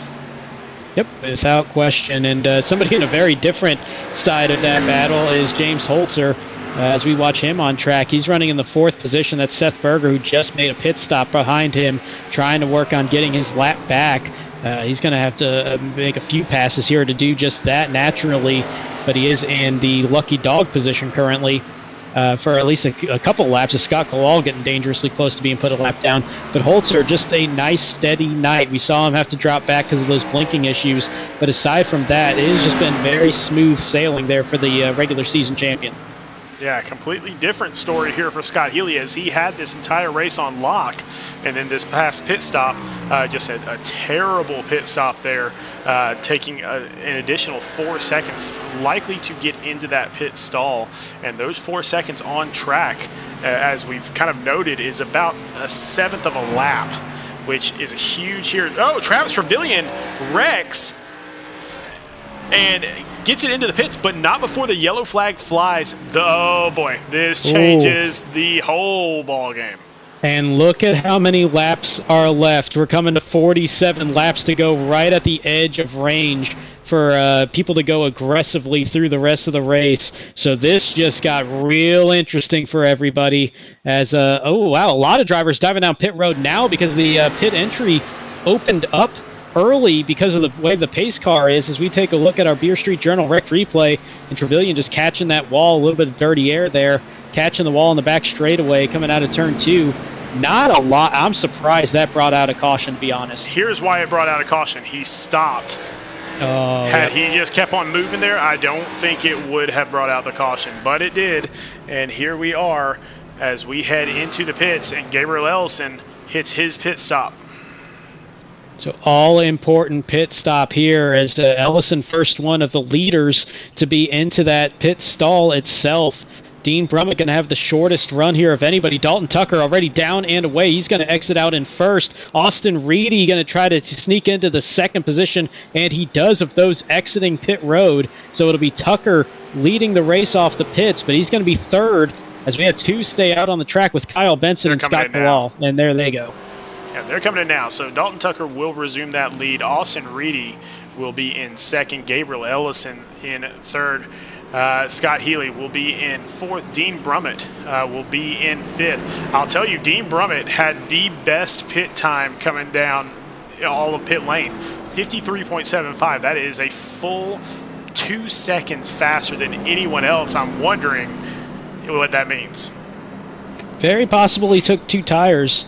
And then just filled it up to the end on fuel. The left side tires here, they're not going to be too damaged at this point in a run, as he had about 20 laps or so on the tires itself. So I think he can make it work. It might just be a little icy feeling for the first couple laps because of the mix match of tires there. It might be a little different feeling, but he's somebody with a lot of experience. He'll probably know exactly how to handle that for those first couple laps. No, I'm showing all 4 tires for him. I'm showing that his pit lane time was 2 seconds better than anyone else. I was worried about possible speeding there, but looks like he's still going forward. So I don't see anything. Going on there. Just a really great pit entry apparently. So Dalton Tucker leads this thing, but Dean Brummett definitely was the winner of that battle. I mean, I would say yes, but I would actually say the bigger winner is going to be the guy right in front of him, and that's Scott Healy, because we saw him lose those 4 seconds with that earlier pit stop, and we were just looking at it. If he gave those 4 seconds back, he would be in the second position on racetrack, about a second behind the race lead. And now he's right back in there, 4th place. He's going to be right on the outside row 2. That big gap that developed because of that 4 pit stop is now erased, and he's right back in the ball game. Well, the whole game has changed as now everyone can make it to the end. That really hurt David Duke, I believe, because he is not going to be able to pit this time around because he just pitted. Yeah, he's back in 15th on older tires. His race is going to be tough the rest of the way unless there's a quick caution. Yeah, that definitely hurt him the most, because his hope was that race stayed green and he could take full effect of the strategy that he was running as we do this long leader pulled safety lap the rest of the way to the Geico Restart zone, where it's going to be in the hands of Dalton Tucker in the 73. And there he goes. He takes off for just our 3rd restart of the evening here. And Dalton Tucker starts to pull away very quickly. Gabriel Ellison into 2nd position. Austin Reedy into 3rd. Scott Healy fighting for that 3rd position against his teammate. And you can tell everybody is thinking that this might be the last restart we have tonight with about 43 laps to go, because the aggression high as they work through that dog leg. We were seeing 3-4 wide. And there goes. When Joshua Balliet backs it into the wall hard. Wow, looks like a driver inside that top 5. And looks like Timothy Latham might have got a piece to that as well. I saw him off pace, and that might shake up the playoff field a good bit as we go to the Beer Street Journal Rec replay for the 3rd time tonight. Unbelievable turns of events here, as they were 3 wide. It was Timothy Latham and Dean Brummett along with Joshua Balliet, and it looks like Dean just kind of washed up a little bit, or Joshua came down, one of the two. Yeah, first glance, and I think an overhead shot will kind of tell us the most, as here we go with the chase cam. So Timothy Latham, he's got the run. He's still got the nose there inside the left rear. I think that was mostly Dean Brummett saw Latham on the inside, kind of was trying to give him that space, and I don't think Joshua Balliet knew that Brummett was going to be as high as he was, or that he was on the outside of 3 wide, because he came down almost like he was going to run at a 2 wide turn. And he just kind of dropped down that little bit, as at the same time Brummett was kind of holding that line, maybe came up a little bit higher than Balliet thought. That was just 3 drivers going into space acting like it was 2 wide.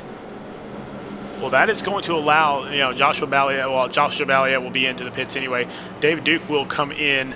Looks like he took a little bit longer in the pits, may have fixed some damage of some sort, but David Duke will get out of the pits with brand new tires, and so that might help him out just a little bit.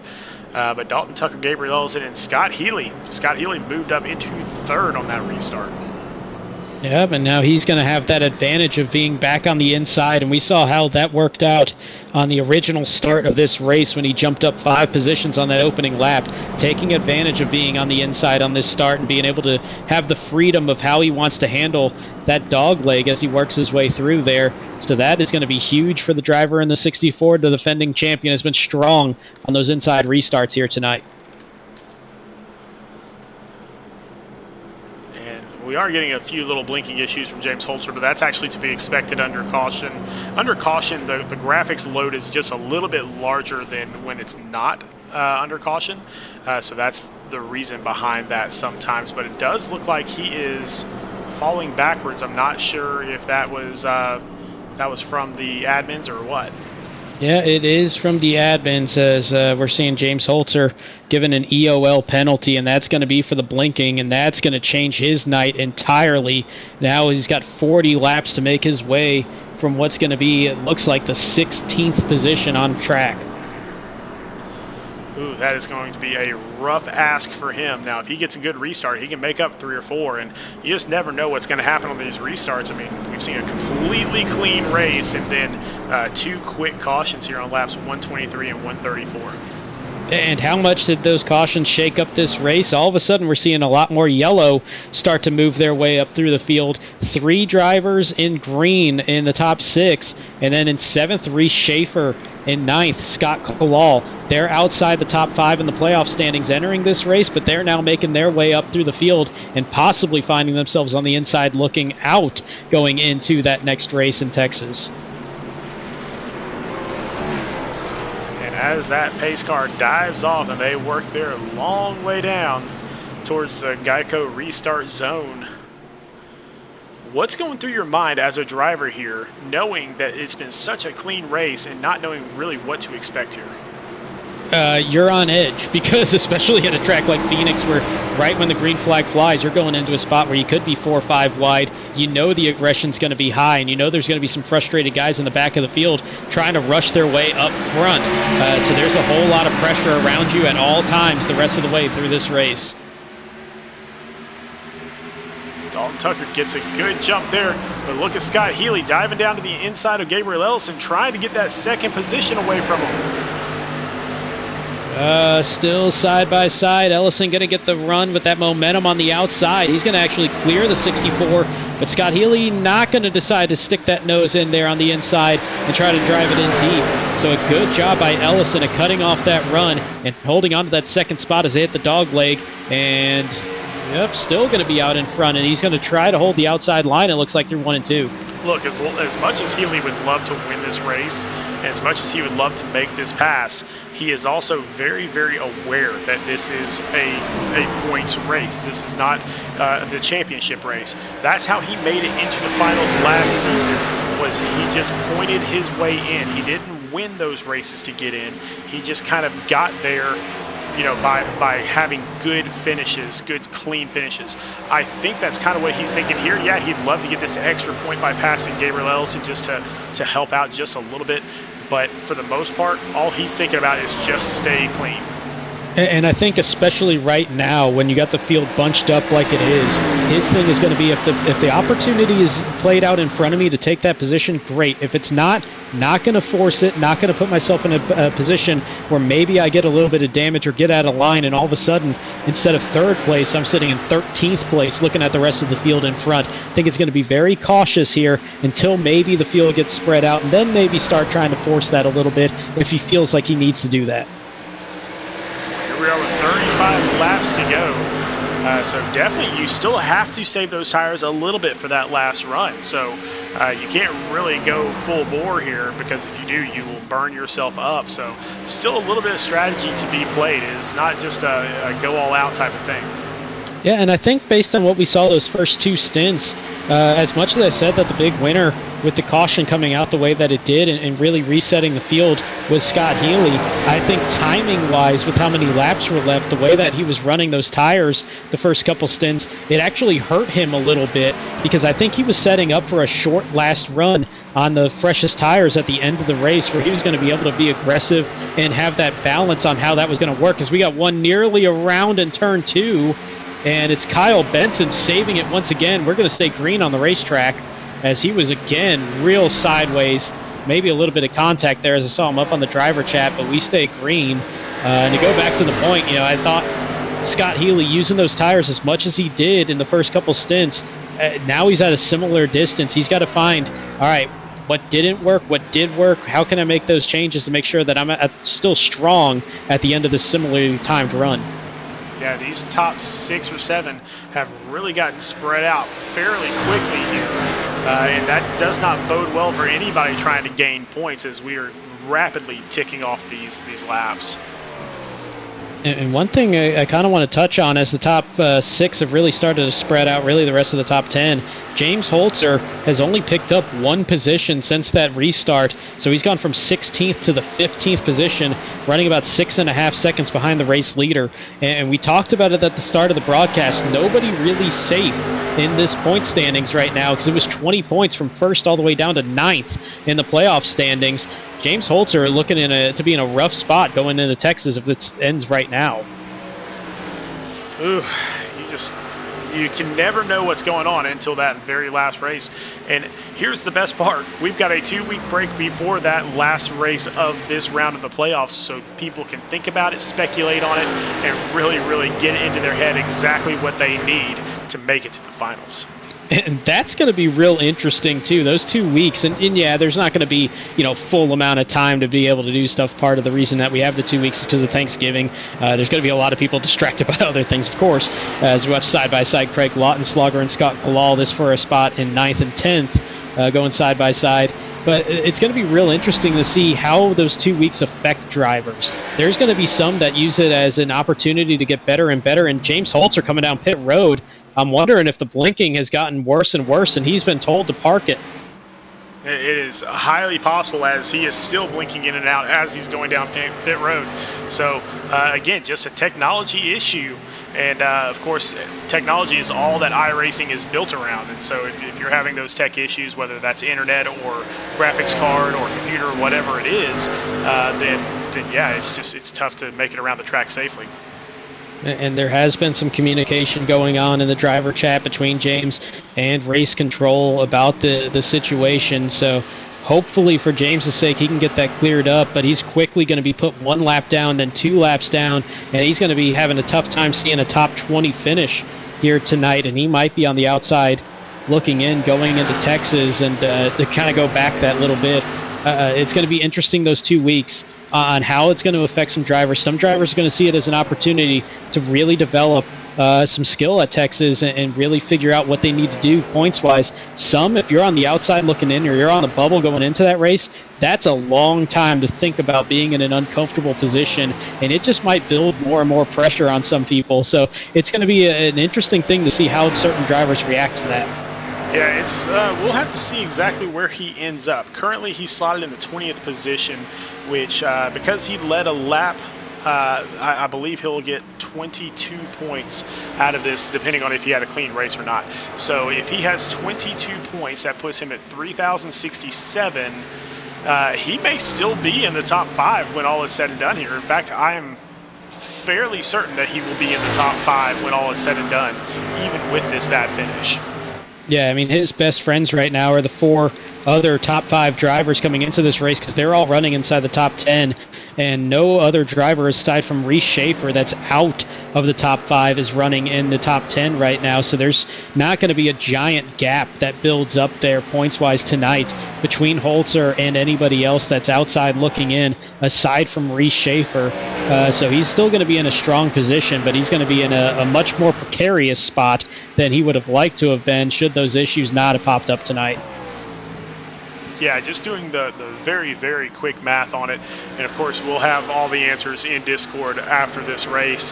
But just doing the very quick math on it, I just don't think he is going to fall any further than 4th or 5th, even with Dalton Tucker winning and that. So it just really, I think he's still okay, but he's got 2 weeks to figure out how not to blink at Texas. He's got that, and also 2 weeks to think about, all right, what happens if something comes up at Texas? That the 3-race format, the 3 race legs of each round really makes it where if you have 1 good race and 1 bad race, that 3rd race is what's going to decide that. But you want to have 2 good races, and that'll set you up to be pretty solid. Not perfect, but it's going to set you up to be in a solid position. What this is doing right now is making it where Texas has to go well for James Holtzer. We expect it to. It's a 1.5-mile track, one of those 1.5-mile, 2-mile tracks that he does really well on. But we also expected him to do well tonight. And then this popped up tonight. So you can't take anything for granted. You can't take anything as a guarantee. If anything goes wrong at Texas, suddenly we might be seeing the regular season champion and the regular season number 2 driver in Landon Lacey might not make the championship 5. Yeah, again, just still doing that math here. So Scott Kowal is in 11th. He'll get 30 points if he finishes in 11th. That puts him at 2062, which would still be 5 points behind where James Holtzer would finish up. So, I think Holtzer's going to be okay, but definitely this definitely hurts him because I really feel like he was thinking, if I have a solid race here tonight, then I'm in. Yeah, it just takes away the safety net. You have to perform well at Texas. For anybody that's within about 10 points or so going into Texas, you just have to perform well. There's no bungee cord attached to you. There's nothing. There's no parachute. You are on your own there, and if something goes wrong, you're going to be in a very tough spot. Meanwhile, on the flip side of this, Dalton Tucker, he's looking like he's going to be pretty comfortable by the time we get to virtual Texas as he continues to lead this race now inside 20 laps to go and putting himself in a great position for that last leg of this round. Yeah, he and Scott Healy looking really, really good headed into Texas. Timothy Latham not looking terrible, sitting back here in 5th right now and sitting with a 5-position lead on Joshua Balliet. So he's not looking too horrible here either. No, I think our top 3 that we all just highlighted here among the playoff drivers in this race are all sitting in a solid spot going into Texas. Obviously, we got to let the rest of this one play out, but they're going to be pretty comfortable going into that race, especially if we keep some of the smaller fields that we've seen. The interesting one to me right now is going to be Reese Schaefer in that 17 car. How aggressive he's going to be. He's got the possibility of only being about a 2.25 outside of the top 4, 2.5 outside the top 3. How aggressive is he going to be trying to make some of these passes and maybe seeing if he wants to burn up these tires a little bit to try to get out in front of some of these guys, pick up a few extra points, and maybe move inside the top 5? Yeah, I mean, again, it's just kind of a risk-reward deal. I mean, if you see here, you've got Scott Healy in front of Austin Reedy. Austin Reedy is a little bit faster than Scott right now. Of course, that is his teammate, so if he passes his teammate here, that actually hurts Scott. And so do you really want to do that? Is there team orders in effect here? You know, what is really the whole plan? And doesn't look like there are any team orders because there goes Austin Reedy right away. No, and something that you could possibly do is something you see a lot in F1 in this position where, all right, the 1 is faster right now, let him by at the end of this race. Maybe there's a chance that, you know, if I'm right behind him still, just give that position back. You can do one of those kind of things with a little bit of team order. You don't see that as much in NASCAR, but it is something that is definitely viable to do something like that. And if Reedy takes off, then, all right, let him keep going. You know, let the team have that showing because keep in mind, you know, they're still sitting in the team battle as well. So you want Austin Reedy to be able to have that possibility of running down Gabriel Ellison, picking up an extra point. Yeah, right now Murray Reeder Motorsports looking really good at the team side of things with drivers in 3rd, 4th, and 9th. And so the team they are driving up against is Tank Racing, and they are sitting in 6th, 10th, and 13th. And so Murray Reeder Motorsports is looking to extend that lead a little bit. Yeah, just that little bit, but it's going to make it where, 6 points coming into this race, probably looking at about 12 or so if it ended right now, which obviously still got 13 laps to go. So still going to be very close getting to Texas. I like that call, though. Just let Austin get by, not put up a whole lot of fight there. You know, Scott Healy's in a pretty comfortable position. Try to now defend against Timothy Latham, but let Reedy have that chance of running down and maybe gaining some more points. Dalton Tucker has opened up a 1.1 second lead over Gabriel Ellison. Gabriel, I believe he's kind of been catching him. We will check those lap times here very shortly. Just want to see exactly where they're at on this, but I don't think that Dalton's in any immediate danger here. No, I mean, I think it's really been a battle of one is stronger on one side of the track. I think Tucker's stronger in 1 and 2, and Ellison a little bit stronger in 3 and 4. And you can see it there on the lap times. They're running almost identical lap times within a couple hundredths of a second.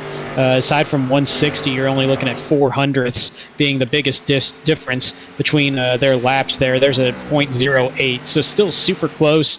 Ellison's still within striking distance, but if he wants to catch Tucker and then try to get around him, he's going to have to pick it up here probably in the next lap or so to really have a chance of that. You know, another battle that's going on is this one between Scott Healy and Timothy Latham. And so it looks like Latham has fallen off just a touch, but, you know, a few laps ago he was a couple tenths faster. Yeah, they're in a similar position, just not a whole lot of time being gained over the course of 5-6 laps. You know, just a small margin here and there, but it's kind of rotating pretty well. I think it was lap 160, lap 161, and lap 165 faster for Latham, but then 62, 63, and 64 all faster for Healy, and it's kind of negated it. Everybody just kind of holding steady at this point within the top 7 or 8. 9 laps to go for Dalton Tucker here as that lead just kind of maintains at about 1.1 to 1.2 seconds, somewhere in that neighborhood. And the question is, has he led enough laps to lead the most laps of this race? I still think that's going to be in the column of Scott Healy, but it's going to be close. It's very possible Dalton Tucker might wind up with that bonus point for the most laps led. That's one of the things I don't quite have on my viewer here. But it's going to be pretty close there to the end of that race. I think if Tucker leads the rest of the way, I do think he's going to pick up that point, though. As he is quickly approaching Joshua Siegfried here in the 60. I believe Siegfried's got some damage on that car. Yeah, a little bit. So we just got to be sure that Dalton just does this safely, if at all. And one of the other drivers kind of keeping caution out on the racetrack. Max Service spinning around there. Not too far in front of the race leaders as he's still getting that thing back under control. Now does, and gets it rolling. So it looks like a single car incident, but we'll confirm that with our 4th Beer Street Journal rec replay of the night. Yeah, I don't believe anybody was anywhere near him. So just coming off the corner here and just, Yeah, just got loose and overcorrected it. Yeah, just lost it. And that is the tricky spot here on this track. Even when you're running by yourself, turn 2, it's real easy to get loose. And just took that little bit, and by the time that he caught it, he was steering that thing to the right, trying to correct it, and then just overcorrected it into the wall, and pit stops with 6 laps to go. Everyone coming in, which again just changes absolutely everything. Do you take 2 tires here? Ooh, I think there's a chance, but I don't... Man, that's a tough call, because by the time we get going, this is almost going to be a shootout of 2 or 3 laps. By the time you get those tires equalized and feel comfortable, the race might be over. I'm thinking we're going to see a lot of 4. We will find out as, right sides are up there. Left sides will go up as, well, no left sides. There you go. So 2 tires for the 73 of Dalton Tucker. It doesn't look like anybody's going no tires. It's going to be right close off the line. Tucker going to be just in front of Healy in 2nd. Reese Schaefer going to move up into the 3rd position. And Gabriel Ellison did take all 4 tires, so he will drop back. So the top 5 all took just right side tires. So Dalton Tucker, Scott Healy, Reese Schaefer are 1, 2, 3 here. Huge win for Reese Schaefer. Also a huge win for Seth Berger, who's going to move up into the 7th position. Joshua Balliet, I was just going to mention right before the caution came up that Joshua Balliet was in a position to maybe pick up 3 spots because we were seeing good 2x2 racing from 7th back to 10th. And the caution comes out, and Joshua Balliet jumps up to the 5th position. So an even better win there for the 7, who we saw backed into the wall early tonight after that 2nd caution on the night, or 3rd caution, I think it was. So a big jump there for him. But Dalton Tucker going to hang on to the lead. But Scott Healy on fresh tires now, on 2 fresh tires, is going to have his best chance of the night to regain that lead here late. Yeah, as aggressive as he's been on these restarts, he has a real shot at this thing. Dalton Tucker has had the long run speed, but Scott Healy has kind of had that short run speed. So this could get really, really good. But look at Dean Brummett back here in 4th. He could also do some damage up here because, on those previous restarts, we didn't really talk too much about it. But he followed Scott Healy right through the hole every single time. That he did, and we also know that in a short run, he is very, very fast. As our pole sitter, he was 3rd quickest in practice, so we can lay down some lap times so you don't have to worry about the tire wear. That could go a long way, and I still think the first car that took 4 tires is going to be Gabriel Ellison in 6th. He's going to be stuck on the outside on this restart, similarly to Dean Brummett. That's going to hurt a little bit, but I think if we see some aggression on this restart and get another caution, Ellison's going to be the guy to keep your eye on those 4 fresh tires, being able to get a big jump and start moving his way through. If we start seeing at least one overtime into multiple overtimes, that 27 sitting in a great spot. It will all be figured out shortly as we are going to come to the stripe, and I believe it will be an unofficial green-white checker. Yeah, this is going to be a natural green-white checker, not an overtime a start here, because this is restarting on lap 174 of the scheduled 175, so it's going to be a legit green-white checker, won't apply to any further overtimes. And if we do go to a green-white checker, we do have 3 attempts at a green-white checker finish. So still plenty of racing here to go. We will see exactly what happens as they head towards that Geico Restart zone. And Dalton Tucker, if he gets a good restart here, that will be the best thing for him. But Scott Healy not going to let him go too far. Great jump there for Dalton Tucker. Keep your eye on Reese Schaefer on that 17. He got a good dive down into the dog leg. He's going to be side by side with Scott Healy going into turn 1. Yeah, it looks like he is going to. Oh, no. I thought that Scott Healy was going to fall back a little bit. He did not. And so Scott Healy will be side by side with him coming down the corner to get to the white flag, Dalton Tucker. Oh, little contact behind them. Seth Berger getting sideways. One turned around. Craig Lautenschlager is turned, and Yellow. the caution comes in right in line with the white flag, and I think we got the yellow before the white. Well, whether we actually did or not, that is what iRacing is calling. So, yellow flag as we will go to a green-white checker finish. And we will have to see exactly what happened here with Craig Lautenschlager as we go to another Rec Replay brought to you by BeerStreetJournal.com. Remember, please drink responsibly, and with all this cluster that was going on back here, it does not shock me that something happened. And we saw that Seth Berger kind of got a little bit out of shape, and that is what turned Craig Lautenschlager and picked up Byron McDonald there as well. That it did. And one thing I will say, and I know that there's going to be people that think that the yellow may have come out, and we'll have to make sure on that, but that the yellow came out after the white. What I will say is that the incident that brought out the caution happened before they took the white flag. So there could be a little lag time there in the system, and that it registered the wreck before the white flag was taken from the race leader, Dalton Tucker. That might be what's coming into play here from iRacing itself. That is who throws the caution, not the race control. So that's another thing to keep in mind. And you can see Dalton Tucker not past the line by the time that this caution came out. Huge, huge, huge. As Dalton Tucker still maintains that lead, but Scott Healy was under big fire from Reese Schaefer and was able to hold him off for that second position as we get to this 5th caution. And this will be our first attempt at a green-white checker. And don't look now, but look at that pylon and who made a jump up 1 row on that last restart. And that's going to be Gabriel Ellison, now sitting in the 4th position on those 4 fresh tires. So that's somebody to keep an eye on. He might not have enough time to catch Dalton Tucker if this is the only overtime attempt that we have. But I wouldn't be shocked to see that 27 up to maybe 2nd position at the end of this thing if we only have the 1 overtime. And so this will be the first attempt at a green-white checker. Again, we will have 3 attempts if necessary. But once they get that white flag and they actually cross the start-finish line for that white flag, then the very next flag ends the race. And looks like we'll be taking 1 to go this time as they're starting to get side by side a little bit. Lights still on that pace car, and the pace car in the backstretch still on the track, so obviously we won't be going green this time. And this is going to be interesting. Dalton Tucker now having a lot of restarts as the race leader going into the dog leg.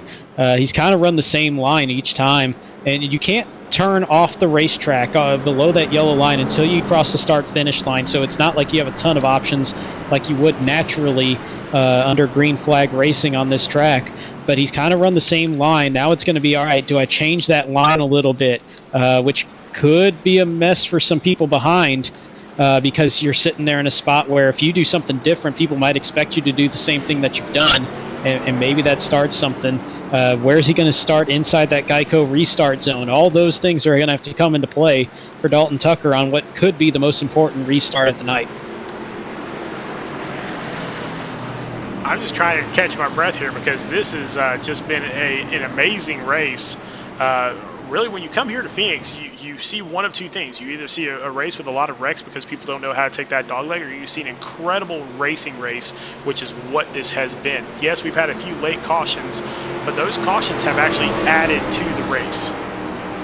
Yeah, they came out at the time where if you like drama, it came out perfectly to re-rack this field multiple times as we get going for overtime number 1 in Phoenix.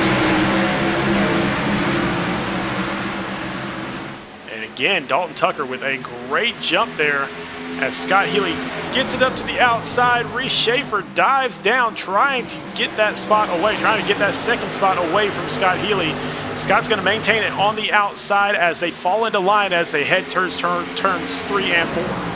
And that was a fantastic defensive job on that restart from Scott Healy in the 64, really shortening up the benefit that could have been there for Reese Schaefer. Going through that dogleg, did a great job protecting that position as they take the white flag. Yes, we do have that Ellison white. Up to second. Wow, Ellison, big move, bumps Healy, moves Healy out towards the outside. Ellison will take sole possession of second, but Healy is still racing side by side with Reese Schaefer for third. As we're coming to the checkered flag, Dalton Tucker is going to win this race. Gabriel Ellison second, and third will be Scott Healy by a few inches. And big wrecking going on in the dogleg past the start-finish line. As you see David Duke, Scott Kowal, Austin Reedy, Byron McDonald all caught up in that. It was past the start-finish line, though.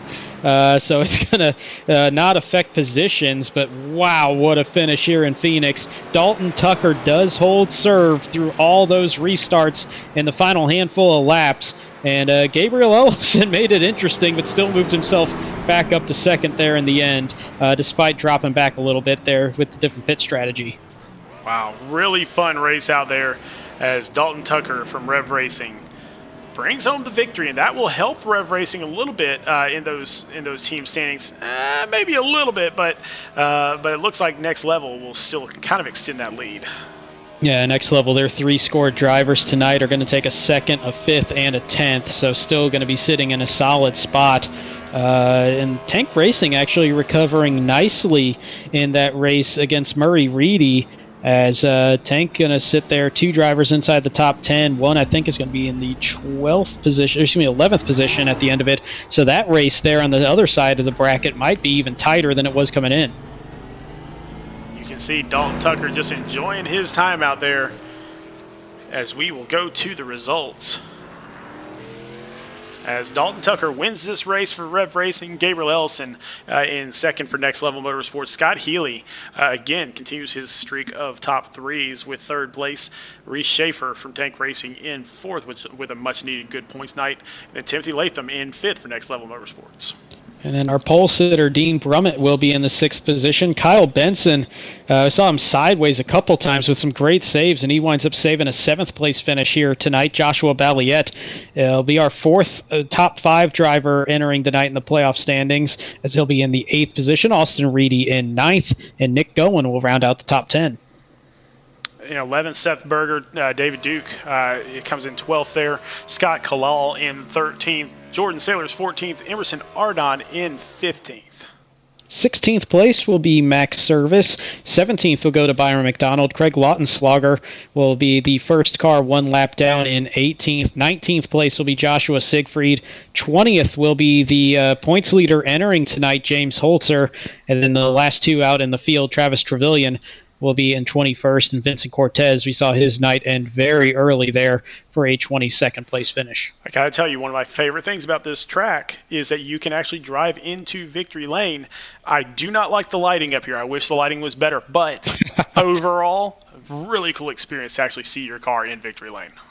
Yeah, it's really cool. And I started actually around some other tracks kind of trying to make my way through that pit wall to see if that gap was something that you could still take on the other tracks. It's not. It's only Phoenix. So hopefully they add that pretty soon. But it's a nice touch there with that new update here at Phoenix. Well, let's get some interviews going. Let's get Scott Healy up here into the booth and talk about his race. Scott, welcome back to the booth with Brandon and Sean.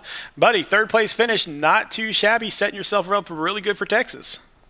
Yeah, man. Car felt good in the beginning. At the end, not so good. Car just wanted to keep spinning on me, so Hey, third place, not as bad, man.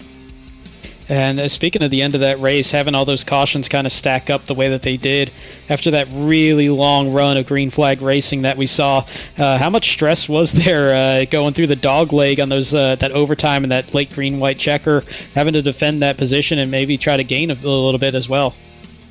Very stressful. My car, like I said, just wanted to keep spinning on me. When I took the 2 tires, pit stops weren't that great tonight. I know I missed my pits, had a reverse. The car didn't want to go in reverse, so I'm just like messing up there. But overall, the car was good. The racing was good. Just at the end of the race, it just wasn't as great as I wanted it to be. But overall, it was great. Yeah, I was going to ask you about that pit stop, but more than anything about how those late cautions kind of helped you rebound from that late pit stop. But, what do you see going forward here in a couple weeks when we head over to Texas? What do you see in that race? Well, first place, that's what I see. Nothing but first place, wins. I know I can't really practice that much due to work, but, I mean, I'll try to put as much practice as I can on the weekends for that race. But that track is a pretty good track for me, so hope to see greatness in that track, and yeah, that's basically it, man. Well, who do you have to thank here tonight before we let you get back to it? You guys do an amazing job. My sponsor, Geico Restart, all my friends, family back home, Crete, National Lumber, Valvoline, Off Apex Designs. They're an amazing group of people, and that's about it, man. Well, buddy, congratulations again on another top 3. As I mean, you're quickly becoming Mr. October, November to December. So congratulations on that, man. But we will definitely be talking to you hopefully here in 3 weeks, actually, as we get to Texas for this final race of this round. But for now, have a great night, buddy. Amen, brother. Have a good night. All right, we will drop him back down into his booth, and let's see if we can't head out there and find Gabriel Ellison and get him up into this booth. Gabriel, welcome up to the booth with Sean and Brandon. Congratulations, second place finish tonight. Not too shabby. Thank you, guys. Yeah, that was a fun one there. Car was a handful all night, and really glad I was able to get it back to P2 after that late yellow. Taking 2 didn't even cross my mind, and dropped back to 6th, but it all worked out. Those 4 tires, having those lefts, gave a big advantage at the end there. Just not enough time to get to the front, but overall, pretty happy with it.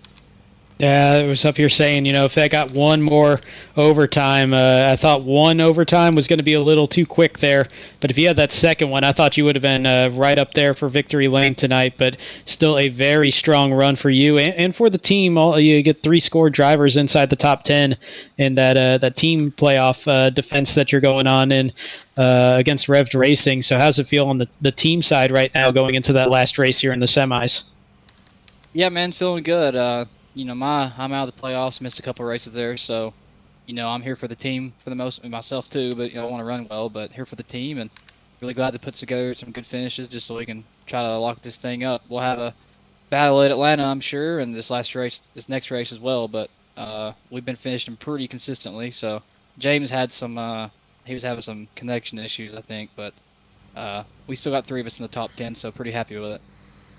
And that team championship is looking really, really good for you guys each and every single week. And of course, last season you were literally the most consistent driver that we had there. What do you see going on as we head to Texas here in 3 weeks? I'm just going to do my best to just stay consistent and run towards the front. I mean, most of our team's been pretty consistent most of the season, so I don't see that changing. I think as long as we come in and don't get into any trouble wreck-wise, I think we'll be all right. Well, man, who would you like to thank here tonight before we let you get back to it? Yeah, huge thanks to everybody, Next Level Motorsports, good teammates there, good team. Thanks to everybody at SRN for putting the league on, putting the broadcast on. Appreciate all you guys do. Definitely, man. Happy to do that, and happy to see you out there on the track once again, and coming back in basically where you were all last season long, up here in the top 3. So congratulations again, and we'll see you here in a few weeks. Thanks, guys. All right, and let's see if we can't grab Dalton Tucker from Rev Racing after a very dominant race for him, especially towards the end of that race where he actually came in and got max points. So a completely clean race, 1 lap led and most laps led, all in the same race with the win. So 46 points, max points. Congratulations, Dalton Tucker. Appreciate it, man. That was I thought I was cursed for a little bit. It was the late cautions, and I thought it was just going to bite me, but luckily finished it. And that first caution that brought out the green-white checker, I could have sworn I was in the dog leg when that caution came out, but you never know with iRacing. Yeah, that was super, super close for sure. Not too sure how that one all kind of transpired there, but still wound up in victory lane, so no harm, no foul there in the end, but just a little added pressure. But speaking of pressure, 1 race left here before we cut down to 5, but a little different as we got 2 weeks off before we get to Texas. How's those 2 weeks going to go for you in those preparations for the last race here in the round of 10? I'm not sure how much I'll actually be on. I'll be going out of town and doing different things like that, but I've ran a lot of Texas and a lot of Atlanta, so probably just jump in the practice before the race and knock off some rust there, and hopefully run a clean race at Texas and get my way in. I think I should be fairly good on points just as long as I have a good finish. Well, man, you finally get that win this season. Congratulations on that. But who would you like to thank before we get you back to celebrating here tonight? Yeah, I'm glad I finally got the monkey off my back almost at the end of the season, but it was a fun race. I appreciate all the guys that ran. Phoenix can either go one way or the other, and overall it was a really clean race. Just appreciate you guys in the booth and my teammates at Rev Racing, Byron and as well Scott. They both had pretty decent finishes, and maybe me and Scott can both make it into that final round and one of us win the championship.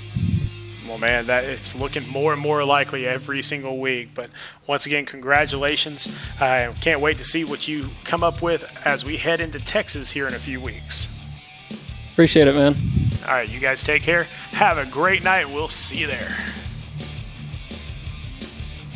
We will drop him down into his booth. Brandon, just for sheer fun, I put together the points here, and this is unofficial. We're going to double check these things after the broadcast, but as it sits right now, unofficially, James Holtzer would be 2 points outside that cut.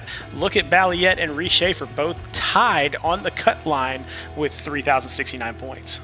And you're looking at, the 1st through 9th all still able to either move in or move out of that top 5 and advance to the championship race in Atlanta. Landon Lacey, we haven't seen him on track the past 2 weeks, unfortunately, and he is mathematically out of the running on that. But everybody else still able to make it or not make it to Atlanta. So even our new first-time winner, and honestly, as often as Dalton Tucker runs up front, I could have sworn he had one already in my mind. So congratulations to Dalton on the first win. But even he's not safe right now, sitting in the 16 points clear of 6th place. So the whole lot to be decided with every spot still on the line in the next race in 2 weeks. Yeah, a lot of it's going to depend on how many cars we get on the track next week. And so let's say we have 22 cars once again. The minimum amount of points that he'll get there is 19. And so all he needs in order to solidify his spot in there, he's up by 16 right now. He needs 30 points total. So he's still, he would still need an 11th place finish or better, basically. Yeah, so it's going to be real interesting. Texas is a track that, it's one way or the other. You either see very clean racing at Texas and not a lot of trouble for anybody, or you see the Texas that can jump out and bite some cars and start causing some issues. So you're not really too sure what you're going to see there when we head to my old home track. Grew up going to Texas a lot, so always good to see that pop up on the schedule. And we see that here in our next Cup race in 2 weeks from tonight. Yeah, and so we're taking 2 weeks off for Thanksgiving, and also because the broadcast crew is out of town. But we do have the Lone Star 210 on Sunday, December the 5th, and yes, that 210 is basically the longest race of the season, and that was done on purpose, so that way those drivers really have to work to get in. I absolutely love that. We're seeing a lot of different challenges in this round of 10, and I know that there's some people that in real life and sim racing, when it comes to a playoff, they're always thinking, I want to see an intermediate, I want to see a short track, I want to see a road course. We're pretty much doing that without actually hitting a road course. We're challenging these drivers three very different ways. Indy is a game of itself in how you have to drive that track. We had a long, shorter track. Some say a short track. It's right on the verge of it here tonight in Phoenix, where you have a whole lot of options. Now we go to an intermediate track that kind of has its own uniqueness, but it's going to be the longest race of the season. It's going to really determine who wants those 5 spots the absolute most out there in a different type of challenge that these drivers haven't seen all season. Well, before we get there, in a few weeks, we have to do the catch-up 125. Now, keep in mind, the Truck Series is 1 week behind these other 2 series because there was an iRacing glitch on one of the days that we had a Truck Series race. And so we had to push that race off. So we chose to put Talladega inside the playoffs, and we're going to call it the catch-up 125. So this Wednesday, November 17th, 9 p.m. Central. Do not miss it. It will be the most exciting race of the truck season, and it's firmly in the middle of the playoffs. And you say of the truck season, I think this could be the most exciting race of all the 3 series within SRN just because of what's on the line. A playoff race in on a super speedway like Talladega. There's a whole lot of opportunity. I would not be surprised if we see something crazy like a 4-wide finish coming across the line with everything that's on the line there next week. Yeah, it is going to be a fantastic race, so do not miss it. Come back for those races. Be sure to like and subscribe. But as always, go faster.